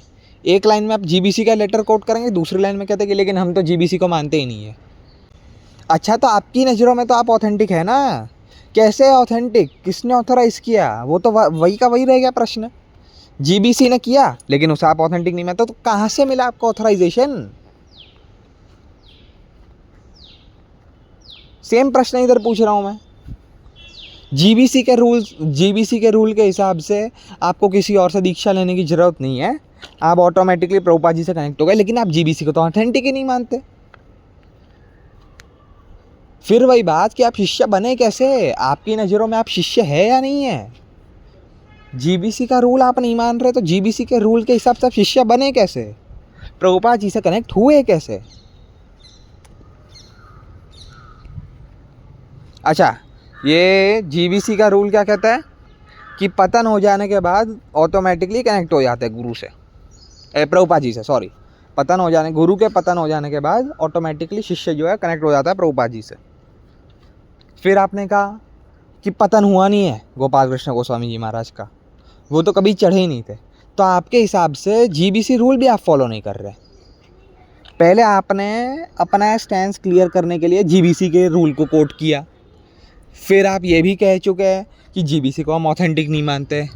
अच्छा, जीबीसी को ऑथेंटिक मान भी ले किसी दिन, केवल ये रूल को ही ऑथेंटिक आप मान लीजिए अपने शिष्यत्व को सिद्ध करने के लिए, केवल आप ये एक रूल को ऑथेंटिक मान लीजिए, फिर भी आपका बैठता नहीं है, क्योंकि रूल तो ये कहता है कि फॉल डाउन के बाद उसका कनेक्शन हो जाता है प्रभुपाद जी से। आपने तो कहा कि फॉल डाउन नहीं हुआ गोपाल कृष्ण गोस्वामी जी महाराज का, वो तो कभी एक स्टेप आगे बढ़े ही नहीं, ऊपर गए ही नहीं, तो फॉल डाउन कैसे होगा?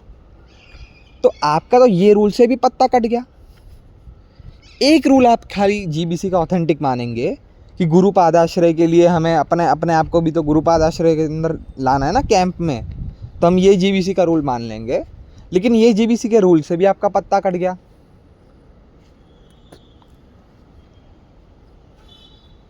क्या बात करते हो यार।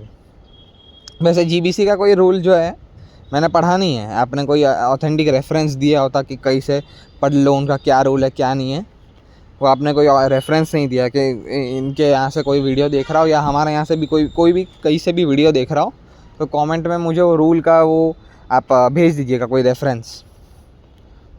अगर हम तो ये सब पढ़ते ही नहीं है। हमारे लिए प्रभुपाद जी ऑथेंटिक है, प्रभुपाद जी के गुरु महाराज ऑथेंटिक है, प्रभुपाद जी के परम गुरु महाराज ऑथेंटिक है, पूरी परंपरा हमारे लिए ऑथेंटिक है, हम उन सब को पढ़ते हैं। हमारे गुरु महाराज से लेकर प्रभुपाद जी से लेकर श्री सरस्वती ठाकुर प्रभुपाद जी से लेकर कृष्ण तक, हम सबको ऑथेंटिक मान के सभी के वर्क्स पढ़ते हैं। ये जीबीसी का हमने नहीं पढ़ा, जीबीसी का भेज दीजिएगा कोई। अगर अगर अगर अगर शास्त्र सम्मत नहीं हुआ, गुरु परंपरा सम्मत नहीं हुआ, तो हम पहले व्यक्ति होंगे जो खंडन करेंगे, क्योंकि हम व्यक्तिवादी है ही नहीं। हमारा केवल सिद्धांत पे चलता है, इसने वो कर दिया, इसने ये कर दिया, ये नहीं मानेंगे, वो नहीं मानेंगे, इसकी ये वाणी मानेंगे, इसकी वो वाणी नहीं मानेंगे, ये सब हमारा नहीं है। देख लीजिएगा ऋत्विकवादी का चैनल, देख लीजिएगा, वेबसाइट देख लीजिएगा, कंटिन्यूस निंदा निंदा निंदा कि प्रभुपाद जी का ये शिष्य का ऐसे फॉल डाउन हुआ, ये ऐसे गिरा, ऐसे ये वैसे वो। 80% गलत इन्फॉर्मेशन होगी, 20% सही इन्फॉर्मेशन हो जाएगी, और फिर कैसे कैसे कैसे कैसे क्लिप्स जोड़ेंगे, कैसे कैसे कोई क्लिप काट देंगे, कहाँ प्रभुपाद जी ने कुछ कहा हो उसका एक दे आर किलिंग मी उतना पोर्शन काट देंगे, फिर कह देंगे ये देखिए प्रभुपाद जी के शिष्यगण उन्हें पॉइजन कर रहे हैं। दे आर किलिंग में के अंदर दे कौन है वो नहीं पता, किलिंग कैसे कर रहा है वो नहीं पता, बस ये इतनी सी क्लिप लगा दे। ये सब हमारे काम नहीं है, ये सब आप कीजिएगा। द वेरी फैक्ट दैट आपको ये सब करना पड़ रहा है कि ये देखिए प्रभुपाद जी के ये शिष्य इधर गिरे, ये शिष्य उधर गिरे, ये शिष्य इधर गिरे, ये शिष्य उधर गिरे, ये सब करना पड़ रहा है, आपको दिखाना पड़ रहा है। उसका मतलब ही यही है कि आपका सिद्धांत तब तक ही ऑथेंटिक है जब तक दूसरों का पतन हो रहा हो। दूसरों का पतन हो रहा है इसीलिए आपके सिद्धांत को माना जाए। अच्छा, जिस दिन पतन होना रुक गया उस दिन तो ऋत्विकवाद काम का नहीं रहा। ये 1000, 2000, 3000 साल तक आप प्रोफेसी कर रहे हैं कि नहीं ऋत्विकवाद ही चलेगा, ये चलेगा, वो चलेगा। जिस दिन पतन होना बंद हो गया उस दिन क्या करेंगे वेबसाइट पे? ये सब पे हम चर्चा ही कम करते हैं। आपने भी देखा होगा हमारी शैली डिफरेंट है। इस व्यक्ति ने ये कहा, प्रभुपाद जी के ये शिष्य ने इधर ये कहा, ये वो, ये हम जाते ही नहीं है उसमें। सीधा शास्त्र है, सीधा पूर्वाचार्य पे जाएंगे हम, प्रभुपाद जी के सीधा बुक्स पे जाएंगे। रही बात आपके दीक्षा की, हाँ आपके दीक्षा पे फिर से आते हुए आपने कहा कि गोपाल कृष्ण गोस्वामी जी महाराज के आप ये थे, क्या कहते हैं, शिष्य थे। लेकिन फिर जैसे ही पता चला कि नहीं गोपाल कृष्ण गोस्वामी जी महाराज जी का कभी राइज अप ही नहीं हुए, तो फॉल डाउन तो दूर के बाद, हम सीधा प्रभुपाद जी से जुड़ गए। आपने कहा आप सीधा प्रभुपाद जी से जुड़ गए। अच्छा, ये बताइए, आपने कहा कि कौन रूप गोस्वामी, कौन सनातन गोस्वामी, कौन भक्ति सिद्धांत सरस्वती ठाकुर, ये कहा ना आपने। क्यों कहा? एक जगह आपने ये कहा कि भक्ति सिद्धांत सरस्वती ठाकुर प्रभुपाद जी अकेले वो व्यक्ति थे जो 2 गुना 2 को 4 कहेंगे, जबकि पूरी दुनिया चाहे 5 क्यों ना कहती हो। वो अकेले ऐसे व्यक्ति फिर उनके ही वर्क्स को नहीं मानेंगे। एकलव्यवाद पे उन्होंने जो ऐसे लिखा है जिसके अंदर एकलव्य मेंटालिटी को काटा है कि गुरु की इजाज़त हो या ना हो, हम उनका विग्रह प्रतिष्ठित कर देंगे साइड पे और उनसे सीख लेंगे। फिर चाहे गुरु इजाज़त दे ना दे, बस गुरुजी हम आपसे मनवा के रहेंगे। तो उसके अगेंस्ट में तो भक्ति सिद्धांत सरस्वती ठाकुर प्रभुपाद जी ने पूरी ऋत्विकवाद की फिलोसॉफी भी काटी है, उसके भी रेफरेंसेस हैं। इसलिए आपको ये कहना पड़ा कि कौन भक्ति सिद्धांत सरस्वती ठाकुर। एक जगह पर कहा कि वो एकदम सत्य ही बोलते हैं सिर्फ, फिर दूसरी जगह पर कहा जब उनकी बात आपको आपके सिद्धांत को काटने लगी तब आपको कहना पड़ा कि कौन भक्ति सिद्धांत सरस्वती ठाकुर। तो मुझे ये बताइए कि आप पूर्वाचार्य को नेगेट कर दिए क्या कहकर कि हम उन्हें नहीं जानते, हमें भगवत धाम कौन ले जाएंगे, हमें प्रभुपाद जी भगवत धाम ले जाएंगे। क्यों? क्योंकि हमने रूप गोस्वामी जी को नहीं देखा, हमने भक्ति सिद्धांत सरस्वती ठाकुर जी को नहीं देखा, सनातन गोस्वामी जी को नहीं देखा, हमने प्रभुपाद जी को देखा है। तो ये बताइए, जब आप अपने गुरु महाराज को त्याग रहे थे तब आपने अपने गुरु महाराज को तो देखा था, लेकिन प्रभुपाद जी को तो आप नहीं मिले आज तक। मिले कभी आप? 1977 के पहले आप प्रभुपाद जी के साथ आपकी कोई कन्वर्सेशन हुई है? टेप रिकॉर्ड करके आपने कोई कन्वर्सेशन की हो कुछ, कभी मिले? नहीं मिले। आपको तो भगवत धाम की प्राप्ति अपने गुरु महाराज से ही करनी थी, तो केवल गोपाल कृष्ण गोस्वामी जी महाराज से आप कर सकते थे, लेकिन आपने उन्हें त्याग दिया।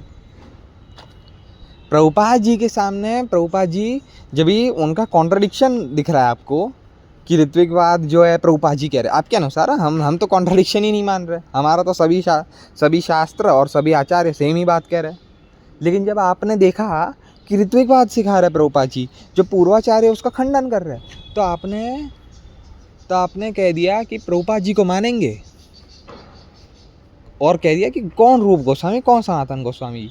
लेटर आचार्य को तभी आपने मान लिया। फिर गोपाल कृष्ण गोस्वामी महाराज और प्रभुपाद जी के अंदर तो आप गोपाल कृष्ण गोस्वामी महाराज को देखे थे, प्रभुपाद जी को तो देखे ही नहीं है कभी।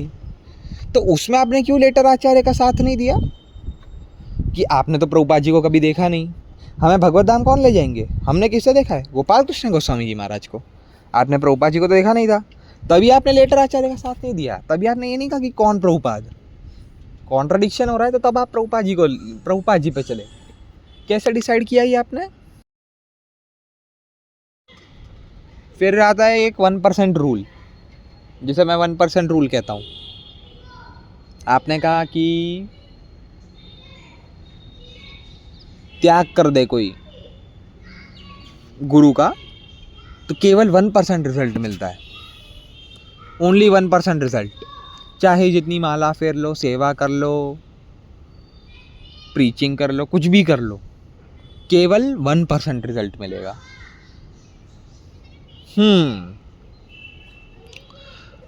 सबसे पहली बात तो आप अभी शास्त्र को मानने लगे। अभी गुरुमुखा पद्मा वाक्य होता तो आप शायद पूर्वाचार्य को भी मानने लगते, लेकिन अभी आपने कह दिया कि नहीं हमने शास्त्र पढ़ के अवलोकन किया है, केवल 1% रिजल्ट मिलता है। तो अभी आपके लिए शास्त्र ऑथेंटिक है। कुछ देर बाद आपके लिए फिर वही हो जाएगा कि कौन शास्त्र, कौन रूप गोस्वामी, कौन सनातन गोस्वामी, हम तो नहीं जानते, केवल प्रभुपाद। अभी आपका ये हो जाएगा थोड़ी देर में, लेकिन फिलहाल के लिए मान सकते हैं कि आपने ऑथेंटिक माना है शास्त्रों को। अब माना है तो मुझे ये बताइए कि शास्त्र में आपको ये दिख कहाँ गई ये बात? आप मुझे रेफरेंस तो दीजिए। उनकी गैंग से मैं रिक्वेस्ट करता हूँ कि कमेंट्स में मुझे एक रेफरेंस दे दीजिए 1% रूल का। बाय गॉड ये वीडियो मैं खुद डिलीट करूँगा, एक रेफरेंस मिल जाए मुझे और मैं वीडियो डिलीट तुरंत।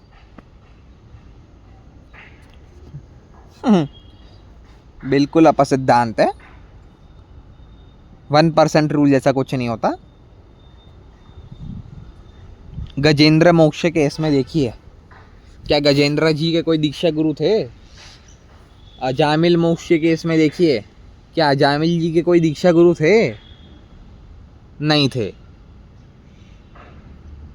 उन्हें भगवत प्राप्ति, उन्हें सिद्धि कहाँ से प्राप्त हुई? केवल हरिनाम से, भक्ति से, सेवा से। अनगिनत एग्जाम्पल्स गिनवा दूंगा आपको। जीव गोस्वामी जी भक्ति संदर्भ में क्लियर करते हैं ये बात। एंड जहाँ तक मुझे याद है प्रभुपाद जी भी सेम चीज़ चैतन्य चरितामृत भाष्य में क्लियर करता है। आप ये लेटर्स, मॉर्निंग वॉक्स, वहाँ से काट के जो अपना सिद्धांत पुष्ट करने के लिए वो जो क्लिपिंग्स लेते हैं ना, उसको छोड़ के आप थोड़ा बुक्स की ओर आइएगा, प्रभुपाद जी के ही बुक्स की ओर आइएगा। ये जो काट में बीच में 3 वर्ड निकाल लेंगे, 4 वर्ड निकाल लेंगे, ये सब छोड़ के थोड़ा सिद्धांत पे आइए। जीव गोस्वामी जी क्लियर करते हैं भक्ति संदर्भ में कि ये जो दीक्षा है वो अर्चन मार्ग का अंग है। भक्ति के जैसे 64 अंग है, वैसे दीक्षा के अंदर दीक्षा जो है वो अर्चन मार्ग का एक अंग है इन इटसेल्फ। जो अर्चन मार्ग के थ्रू प्राप्ति नहीं करना चाहता वो भी प्राप्ति कर सकता है भगवान की थ्रू श्रवण, कीर्तन, स्मरण, वंदनम, दास्यम, सख्यम, आत्मनिवेदन, बहुत सारे मेथड्स हैं। उन सब से भगवान की प्राप्ति हो सकती है। फिर वही आ जाएगा प्रश्न, मैं जानता हूँ इनके सपोर्टर्स अभी तक कमेंट्स में जा चुके हैं और टाइप भी कर चुके हैं। तो आपके अनुसार फिर दीक्षा नहीं देनी चाहिए, है ना? आप तो दीक्षा के विरोधी हुए, फिर जीबीसी क्यों दीक्षा दे रही है? तो सबसे मेन बात तो यही है कि मैं इसके लिए ही फाइट कर रहा हूँ कि थोड़ा सिद्धांतवादी बनिए। जीबीसी कर रही है, वो गुरु कर रहा है, ये गुरु कर रही है, उसके पीछे मत जाइए कि ये सब कर रहा है तो ये सिद्धांत ही होगा। नहीं, खुद से थोड़ा रिसर्च करिए, खुद से सिद्धांत पढ़िए, फिर निष्कर्ष पे पहुंचिएगा। ये कर रहा है, वो कर रहा है, जीबीसी कर रही है इसलिए मैं ऑथेंटिक नहीं मानता। जीव गोस्वामी जी ही आंसर कर रहा है कि क्यों दीक्षा लेनी चाहिए, उसे मैं ऑथेंटिक मानता हूँ। जीव गोस्वामी ये सब एग्जाम्पल्स देने के बाद, ये सब कहने के बाद ये कहते हैं कि भक्ति इन इटसेल्फ तो इंडिपेंडेंट ही है, हरिनाम इन इटसेल्फ तो इंडिपेंडेंट ही है। कोई लौकिक या अलौकिक रिजल्ट प्राप्ति करनी हो तो हरिनाम इन इटसेल्फ केपेबल है, मुक्ति प्रदाता हरिनाम है। भगवत प्राप्ति चाहिए तो हरिनाम से हो जाएगी। कुछ लौकिक चीज़ भी आपको चाहिए, धन, धान्य, जॉब, पत्नी, वो सब भी हरिनाम दे सकता है। दीक्षा अगर किसी ने ना लियो तो भी हरिनाम के प्रति अपराध ना कर दे वो ये कह के कि आपको दीक्षा नहीं लिया तो आपको प्राप्ति नहीं हो सकती भगवान की। ये सब ऊल झलूल में फंस ना जाए सिद्धांत में, तो नहीं लेनी चाहिए। मतलब नहीं लेनी चाहिए, क्योंकि कलयुग में जो है धैर्य का अभाव है, शांत चित्त नहीं है मनुष्यों का। ऐसे केस में इट इज़ सेफर कि हर कोई ले ले। जनरली यही रूल अपनाया जाएगा कि हर कोई दीक्षा ले ले, क्योंकि दीक्षा लेने के बाद आप अर्चन मार्ग में भी प्रवृत्त हो गए। अब आपको बहुत सारे यम नियम आ जाएंगे जीवन में। इतने बजे उठिएगा, पहले ये करिएगा, फिर ये मंत्र जाप करिएगा, पूरे लिस्ट आ जाएगी अर्चन मार्ग में फॉलो करने की कि ऐसे सेवा करनी है प्रभु की। इसलिए तो दीक्षा के अंदर, दीक्षा के बाद डीटी वर्शिप एक कंपल्शन बन जाता है, क्योंकि आप अर्चन मार्ग में प्रवृत्त हो गए। तो ये सब पूरी लिस्ट आ जाती है फॉलो करने के लिए। तो धीरे धीरे जो है प्यूरिफिकेशन हो जाता है। तो क्या हरिनाम से नहीं हो सकता प्यूरिफिकेशन? नहीं, हरिनाम से भी प्यूरिफिकेशन हो सकता है। तो क्यों दीक्षा ली जाए? क्योंकि हरिनाम को सपोर्ट करती है दीक्षा, क्योंकि हरिनाम को दीक्षा सपोर्ट करती है। दीक्षा इन इटसेल्फ इंडिपेंडेंटली हम दीक्षा के मार्ग से नहीं प्राप्ति करेंगे भगवान की, हम तो हरिनाम के मार्ग से ही चलेंगे। भगवत प्राप्ति कलयुग में सबसे सरल मार्ग हरिनाम ही है, हम उधर से ही चलेंगे भगवत धाम की ओर। लेकिन क्योंकि सपोर्ट करती है दीक्षा, इसलिए ले लेनी चाहिए। ये है कंक्लूजन। जो सपोर्ट करता है उसे एक्सेप्ट कीजिए, जो सपोर्ट ना करता है उसे त्याग दीजिए। बस यही सिद्धांत के ऊपर चल रहे हैं हम। इसीलिए कोई अगर डीमोटिवेट हो गया हो कि फिर मैं दीक्षा ना लूँ, नहीं लीजिएगा। सेफ साइड हमेशा यही होता है कि यूजुअली जनरली कलयुग में शांत चित्त नहीं होते व्यक्ति, धैर्य नहीं होता उनमें, तो सेफ साइड यही होता है। क्या पता मैं भी उनमें से हूँ, ना भी हो सकता हूँ, लेकिन जनरली तो यही है। तो क्या पता मैं उनमें से निकल जाऊँ। सेफ साइड यही है कि दीक्षा ले लेनी चाहिए। लेकिन अगर कोई दीक्षा ना ले तो ये कहना अपराध हो जाएगा कि अरे आपने तो गुरु ही नहीं लिए, केवल 1% रिजल्ट मिलेगा, आपको भगवत धाम प्राप्ति नहीं होगी, चाहे जितनी माला घसीट लो, जितनी माला फेर लो, ये सब अपराध है, ना पड़िएगा ये सब में। तो अब बड़े यूट्यूबर्स से हम कमेंट्स की ओर बढ़ते हैं। कमेंट्स में कई तरह के कमेंट्स आए थे। कुछ जिज्ञासावश आए थे, कुछ आक्षेपवश आए थे, कुछ कमेंट्स बस हेट दे रहे थे कि रिपोर्ट कर दो ये चैनल को, बैन दिस चैनल, ये सब। हालांकि मैं तो मानता था कि आपके साइड वाले चाहते हैं कि दोनों साइडों को सुनिए। ठीक है, अब आता है कमेंट्स पे। तो कमेंट्स में एक कमेंट हमने ये देखा, कहा था कि ऐसा नहीं है कि हम शास्त्रों को नहीं मानते, लेकिन जब भी कॉन्ट्रडिक्शन हो शास्त्रों में और प्रभुपाद जी में तो हम प्रभुपाद जी को मानेंगे। तो सबसे पहली बात एड्रेस करता हूँ। सबसे पहली बात, कॉन्ट्रडिक्शन आप देख रहे हैं, ऋत्विकवाद को प्रूव करने के लिए आप कॉन्ट्रडिक्शन देख रहे हैं शास्त्रों में और प्रभुपाद जी में। यद्यपि आपके जो बॉस है उन्हें तो साफ कह दिया कि हम शास्त्रों को ही नहीं मानते, और प्रभुपाद जी ने कुछ कह दिया तो शास्त्रों को देखना ही नहीं है। ऐसा नहीं कि देखो, दोनों साइड को देखोगे फिर आप कहोगे ना कॉन्ट्रडिक्शन है। नहीं, देखना ही नहीं है शास्त्रों को, प्रभुपाद जी को ही सीधा बस। फिर जो अर्थ निकलता हो प्रभुपाद जी के वाक्य का वो निकल, शास्त्रों के बेसिस पे गुरु की वाणी का अर्थ निकालोगे और गुरु की वाणी के बेसिस पे शास्त्रों का अर्थ निकालोगे। हम तो इसी में मानते हैं, समन्वय हो जाता है। लेकिन आप जब ये कह रहे हैं कि जब भी कॉन्ट्रडिक्शन हो प्रभुपाद जी और शास्त्रों में तो प्रभुपाद जी को मानेंगे, तो उसके लिए आपको अग्री करना पड़ेगा कि प्रभुपाद जी शास्त्रों को कॉन्ट्रडिक्ट करते हैं। पहले आपको वो मानना पड़ेगा सर, जो कि हम नहीं मानते। क्योंकि प्रभुपाद जी पूरे जीवन भर यही कहे हैं कि जो शास्त्रों को फॉलो करता है वो ऑथेंटिक होता है, ना कि जो अपने आप को भगवान कह रहा हो, ना कि जो अपने आप को कोई महात्मा महापुरुष ऐसा कुछ कह रहा हो, वो ऑथेंटिक नहीं होता सर। क्या है प्रभुपाद जी कह रहे हैं,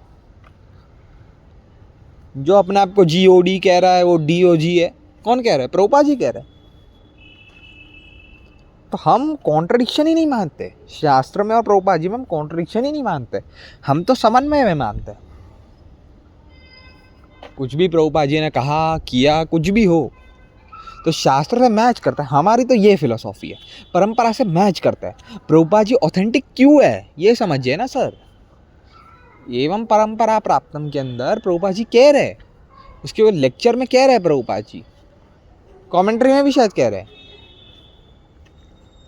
कि जो व्यक्ति परंपरा से नहीं जुड़ा हुआ वो ऑथेंटिक कहाँ का रहा। अब आपने परंपरा से प्रभुपाद जी को जोड़ दिया, लेकिन पूरी की पूरी ऊपर की परंपरा हटा दी। ये वही बात हो गई कि मैं किसी परंपरा से जुड़ जाऊँ, सपोज रामानुज परंपरा से जुड़ जाऊँ कल, और फिर मैं मूर्तिवाद में नहीं मानता, ना हम साकारवाद में नहीं मानते। मैं कह दूँ कि ईश्वर अवतार नहीं ले सकता। अरे लेकिन आपके पूर्वाचार्यों ने, अरे नहीं जी, मैं अपने आप में एक सेल्फ रियलाइज्ड सोल हूँ, परंपरा से जुड़ गया मैं, लेकिन मैं सेल्फ रियलाइज्ड हूँ, अपने आप में वो सक्षम हूँ, तो बस मुझसे जुड़ जाइए। ऊपर वालों को नहीं मानता। हाँ, नाम के लिए मैंने अपने आप को जोड़ दी, ये तो वही बात हो गई। प्रभुपाद जी ऑथेंटिक इसलिए मान रहे हैं आप क्योंकि वो परंपरा से जुड़े हैं, वरना सेल्फ रियलाइज तो बहुत है। कैसे डिसाइड करोगे? अपने आप को सेल्फ रियलाइज ओशो के भी कहते हैं, ब्रह्म कुमारी भी अपने आप को सेल्फ रियलाइज कहते हैं, सब कह रहे हैं। कैसे मानोगे कि कौन है कौन नहीं है, ये कैसे डिसाइड कैसे करोगे आप? तो हम कॉन्ट्रडिक्शन नहीं मानते, उन्हें हम समन्वय मानते हैं। जो कॉन्ट्रडिक्शन मान रहा है वो प्रभुपाद जी के वाणी के अगेंस्ट ही जा रहा है। प्रभुपाद जी ही कहते हैं कि परंपरा प्राप्त आचार्यों को मानिए और शास्त्रों को मानिए। हम दोनों में भेद नहीं करते। गुरु साधु शास्त्र सेम चीज़ बोल रहे, हमारा ये मानना है। जिसे ना मानना है वो अपने आप से अपनी साइड से अपराध करे, हम आपके साथ नहीं जुड़ रहे। दूसरा एक क्वेश्चन आया। दूसरा क्वेश्चन ये है कि हम ऋत्विकवाद ले लेंगे, अपना लेंगे, अगर आप ये नहीं बता पाए कि तमाल कृष्ण गोस्वामी जी महाराज ने पिरामिड कन्फेशन में वो क्यों कहा। बेसिकली ये था कि आप ये एक्सप्लेन कर दीजिए कि तमाल कृष्ण गोस्वामी जी महाराज ने पिरामिड कन्फेशन में जो कहा वो क्यों कहा। तो सबसे पहली बात वही हमारा यही सिद्धांत चले आ रहा है कि व्यक्तियों को छोड़ के सिद्धांत की ओर बढ़िए। मैं सही में आपको ऑनेस्टली कह रहा हूँ, मैंने अब तक पिरामिड कन्फेशन ना खोला है ना पढ़ा है, ना मैंने ध्यान से पिरामिड कन्फेशन खोल के पढ़ा है और ना मैं पढ़ूंगा। अरे व्यक्तिवादी क्यों बनना, सिद्धांतवादी बनिए ना। पूरी फाइट ही ये कर रहा हूं मैं कि सिद्धांतवादी बनिए। तमाल कृष्ण गोस्वामी जी महाराज के पिरामिड कन्फेशन को जो लोग पढ़े, जो लोग कोट कर रहे हैं, अपने बेनिफिट में ले रहे हैं, वो लोग का भी कुछ कल्याण तो हुआ नहीं है। वो लोग भी तमाल कृष्ण गोस्वामी जी महाराज को ऑथेंटिक माने ना माने में ही कंफ्यूज्ड है। पहले मानते हैं कि नहीं तमाल कृष्ण गोस्वामी जी महाराज इनऑथेंटिक है। अच्छा, क्यों इनऑथेंटिक है? क्योंकि उन्होंने पहले की जो है ना वेदा बेस में जो ऑडियो रिकॉर्डिंग्स हुई थी वो सब डिलीट कर दी। अच्छा, डिलीट कर दी, ठीक है, तब तो डिलीट हो चुकी थी। तो तमाल कृष्ण गोस्वामी जी महाराज क्यों गए उस दिन मई 28 को 1977 मई 28 को प्रभुपाद जी के रूम में जाके प्रश्न जो जीबीसी ने पूछा वो क्लियर है कि प्रभुपाद जी ने नहीं बोला था, जीबीसी अपने आप से गई है कि प्रभुपाद जी हम क्या करेंगे आपके जाने के बाद। ये सब प्रश्न जीबीसी अपने आप से गई, अपने आप से पूछी, प्रभुपाद जी ने तो नहीं बोला था। ना जाती। आज अगर आपके पास वो रिकॉर्डिंग नहीं होती, एक ही रिकॉर्डिंग है आपके पास, आज आपके पास वो रिकॉर्डिंग ना होती तो आपको हेंसफोर्थ का भी मतलब नहीं पता चलता है ना। आप अपने मतलब से जो हेंसफोर्थ का अर्थ निकाले हैं वो भी पता नहीं चलता। तो ना जाती, जीबीसी बैठी रहती, जैसे चल रहा है चलने दो। प्रभुपाद जी के जाने के बाद वैसे भी जीबीसी को गुरु बनना ही है, ये हर परंपरा में होते आ रहा है। नहीं जाती उस दिन। तो उस दिन जब गई, उस दिन तमाल कृष्ण गोस्वामी जी महाराज ऑथेंटिक हो गए थे। अच्छा, उसके पहले चीटिंग कर रहे थे, उन्होंने टेप्स डिस्ट्रॉय कर दी, जहाँ जहाँ ऋत्विकवाद हुआ होगा, लेकिन टेप्स डिस्ट्रॉय कर दी। अच्छा, इसका प्रमाण क्या टेप्स डिस्ट्रॉय की? कि देखिए तमाल कृष्ण गोस्वामी जी बात खुद से ऋत्विक कहे है। खुद से ऋत्विक कहे है तो शास्त्र में नहीं है ऋत्विक। अभी तो आप कह रहे थे कि मनुस्मृति में ऋत्विक है, एक रेफरेंस इन्हें मिला ऋत्विकवाद का, और वो भी उनका ऋत्विकवाद दर्शाता नहीं है, वो ऋत्विकवाद दर्शाता है जो हम भी मानते हैं। जब ये एक आचार्य जो है यज्ञ कर रहा हो, तभी उसके साइड से जो फिजिकली उसे हेल्प करता है, उसके साइड से यज्ञ कर रहा होता है, उसे कहता है ऋत्विक।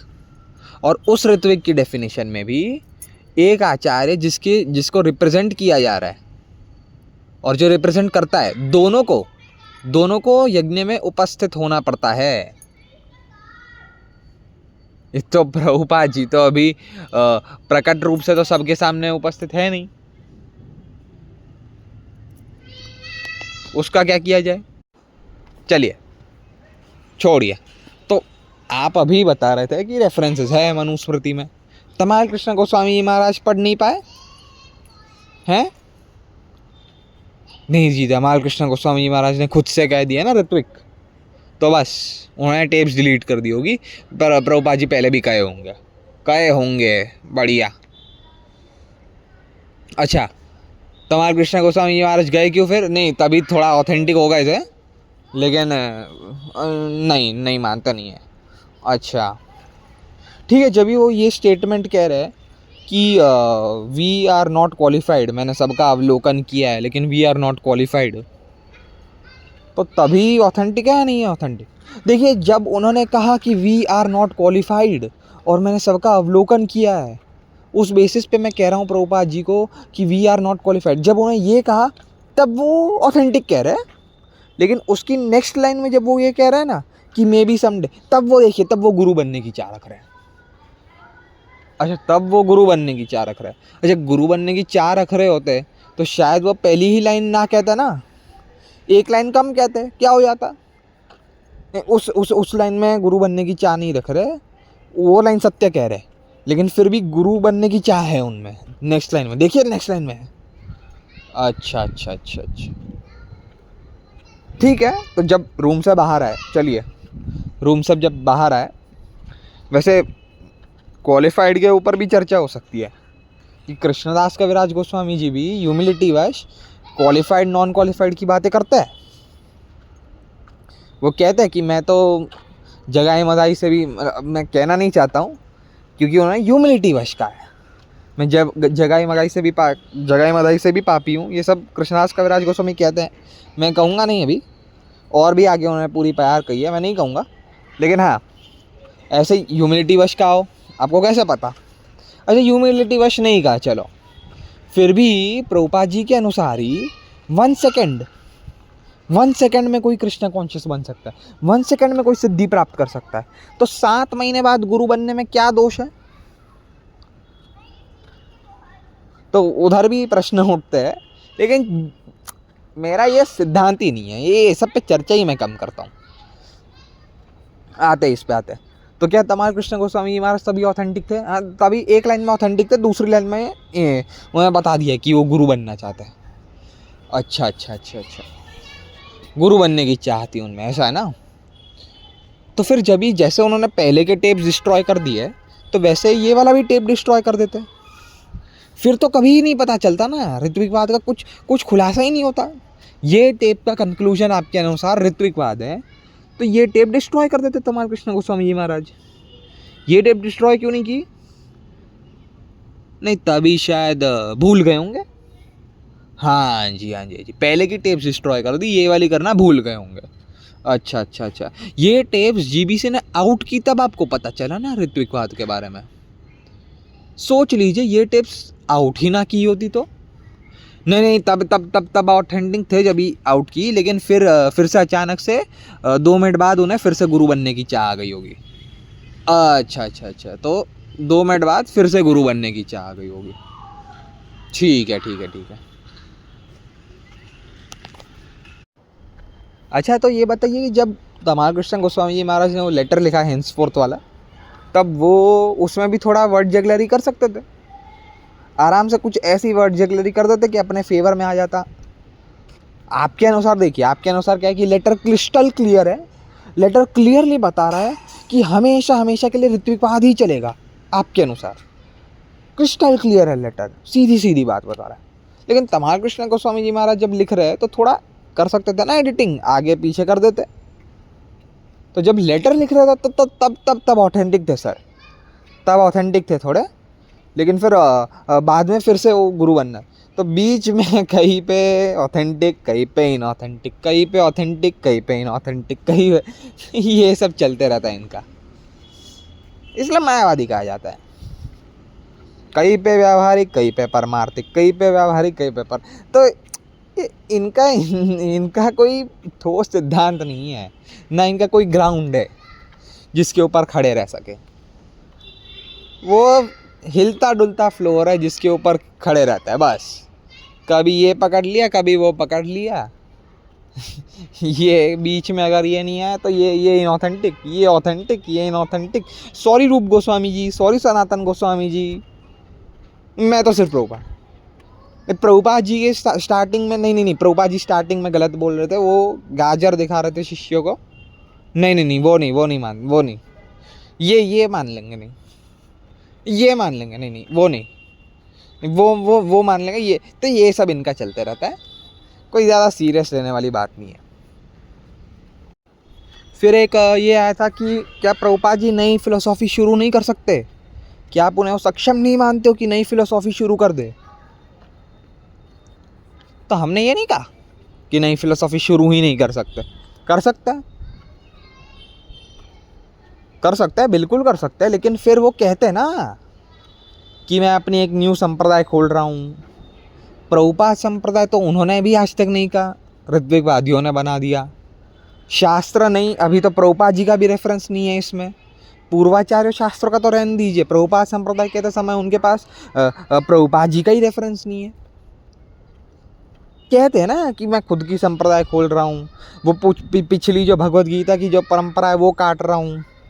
अच्छा, भगवत गीता की भी परंपरा के ऊपर आक्षेप आ गया। एक वीडियो में देखा, कहा कि 50 साल हो गए, 60 साल हो गए प्रभुपाद जी को, प्रभुपाद जी की गीता को पब्लिश हुए। एग्जैक्टली पता नहीं अभी कितने साल बोला, लेकिन इतने साल हो गए प्रभुपाद जी की गीता को पब्लिश किए। तो आगे भी अगर आप मानते थे कि उनके भी दीक्षा डिसाइपल्स होंगे, तो आपने क्यों नाम नहीं लिखा उनका? अरे क्या बोलूँ इसे। वो गीता के अंदर प्रभुपाद जी तक की ही संप्रदाय हम लिखेंगे, इसलिए लिखेंगे क्योंकि प्रभुपाद जी को हमें ऑथेंटिक बताना है। बाकियों के सामने प्रभुपाद जी को ऑथेंटिक बताना है कि प्रभुपाद जी की गीता इसलिए मानी जाएगी क्योंकि वो परंपरा प्राप्त आचार्य है, परंपरा से आए हुए आचार्य है, इसलिए प्रभुपाद जी की गीता को ऑथेंटिक मानना पड़ेगा। तो इसलिए प्रभुपाद जी तक ही लिखी है। अब आज अगर कोई व्यक्ति इस्कॉन का अपनी कोई बुक लिखेगा तो उसके अंदर जब वो परंपरा देगा वो अपने तक देगा, वो जगत भर की परंपरा थोड़ी लिखेगा, उसमें वो अपने तक लिखेगा। बुक की ऑथेंटिसिटी के लिए, कि कोई कमेंट्री को ऑथेंटिक माने, उसके लिए नेसेसरी है कि परंपरा बताओ। ये कहाँ से लेके आते हो यार आप खोल लीजिएगा। आप कोई ऑथेंटिक आचार्य, दूसरे संप्रदाय के भी कोई ऑथेंटिक आचार्य हो ना, उनकी भी बुक खोल लीजिएगा। उनमें तो है ना एटलीस्ट परंपरा सिस्टम, उनमें तो है ना इंटैक्ट अभी भी। उनमें तो ये सब नहीं है ना कि प्रभुपाद जी चाहेंगे तो परंपरा आगे चलेगी, नहीं चाहेंगे तो नहीं चलेगी। उनमें तो ये सब नहीं है ना। उनकी बुक देख लीजिएगा, वहाँ तक ही वो परंपरा दिखाएंगे जहाँ तक ऑथर हो, उसके नीचे की परंपरा नहीं दिखाएंगे। और बुक की ऑथेंटिसिटी प्रूव करने के लिए है वो। खैर, फिर से इस पे आते हुए कि क्या नई संप्रदाय नहीं खोलेंगे? अरे खोलेंगे तो बताएंगे कि हाँ मैं खोल रहा हूँ नई संप्रदाय। अच्छा, वैसे आप लोग तो प्रभुपाद जी को सेनापति भक्त मानते हैं ना? सेनापति भक्त किनके सेनापति? चैतन्य महाप्रभु के। अच्छा, सेनापति भक्त है कहाँ से पता चला? शास्त्र से पता चला। शास्त्र भी नहीं, पूर्वाचार्यों से पता चला। चैतन्य मंगल लोचन दास ठाकुर, वहाँ से पता चला, तभी आपने मान लिए। चैतन्य मंगल में लिखा है तो मान लिए, लेकिन प्रभुपाद जी के वर्क तो नहीं है वो। प्रभुपाद जी ने ट्रांसलेट भी नहीं की है, ना कमेंट्री लिखी है उस पर। क्यों पढ़ रहे हैं आप? कह दीजिए सॉरी लोचन दास ठाकुर जी, हम तो केवल प्रभुपाद जी को माने, बस कह दीजिए, तभी आप मानेंगे, क्योंकि आपकी बात की पुष्टि हो रही है ना। सेनापति भक्त है, किसके सेनापति भक्त है? महाप्रभु के सेनापति भक्त है। महाप्रभु को ही आपने उड़ा दिया, पिक्चर से उन्हें उड़ा दिया, पूरी संप्रदाय। मनोभीष्टम, महाप्रभु के मनोभीष्ट को जानने वाले रूप गोस्वामी जी को आप सॉरी कह दिए हैं। श्री चैतन्य मनोभीष्टम ये गाते हैं ना आप रोज। स्थापितम येन भूतले स्वयं रूपः कदा मह्यं ददाति स्वपदान्तिकम। रूप गोस्वामी जी को रोज प्रार्थना करेंगे, लेकिन फिर जब रूप गोस्वामी जी आपकी बातों को काटेंगे तब सॉरी रूप Goswami ji, sorry, so sorry. हैं, हमारा ये सब नहीं चलता इधर। अच्छा, दूसरी बात यह है कि प्रश्न ही गलत है। हम लोग ऋत्विकवाद को भी नई फिलोसॉफी नहीं मानते, पहले से हम नहीं मानते ही नहीं है। एकलव्य के टाइम से है। पहला रेफरेंस जो मिलता है एकलव्य का मिलता है, ऋत्विकवादी। हम न्यू नहीं मानते। महाभारत तात्पर्य निर्णय में क्या वचन कहे हैं मध्वाचार्य जी ने एकलव्य के ऊपर, वो आप देख लीजिएगा। हम न्यू नहीं मानते। इसके अलावा अभी अगर आप आएंगे कलयुग में तो अभी भी 13 अपसंप्रदाय है, शायद जानते होंगे। चैतन्य चरितामृत भाष्य पढ़ा होगा तो शायद जानते होंगे। औल बौल, उसके साथ एक ये भी है नेड़ा नेड़ा सहजिया स्मार्थ जात गोसाई, उसके साथ ये भी एक है कर्ता भाजा। हाँ, कर्ता भजा, कर्ता भजा भी है, कुछ लोग कर्ता भाजा भी कहते हैं। अब हम तो मिले नहीं हैं उनसे, लेकिन हाँ वो चूड़ाधारी, गौर नागरी, अतिबाड़ी, सखी बेकी, ये सब के बीच में आप देखेंगे उन्हें कर्ता भाजा। कर्ता भजा फिलॉसफी के अनुसार गुरु ही सब कुछ है, बिल्कुल ऋत्विकवाद है। हम तो यही मानते हैं कि पहले भी थे ऋत्विकवाद फिलॉसफी, एकलव्य के टाइम पे थी, जीसस क्राइस्ट के टाइम पे थी, फिर अभी भी बंगाल में ये कर्ता भजा के नाम से प्रख्यात थी।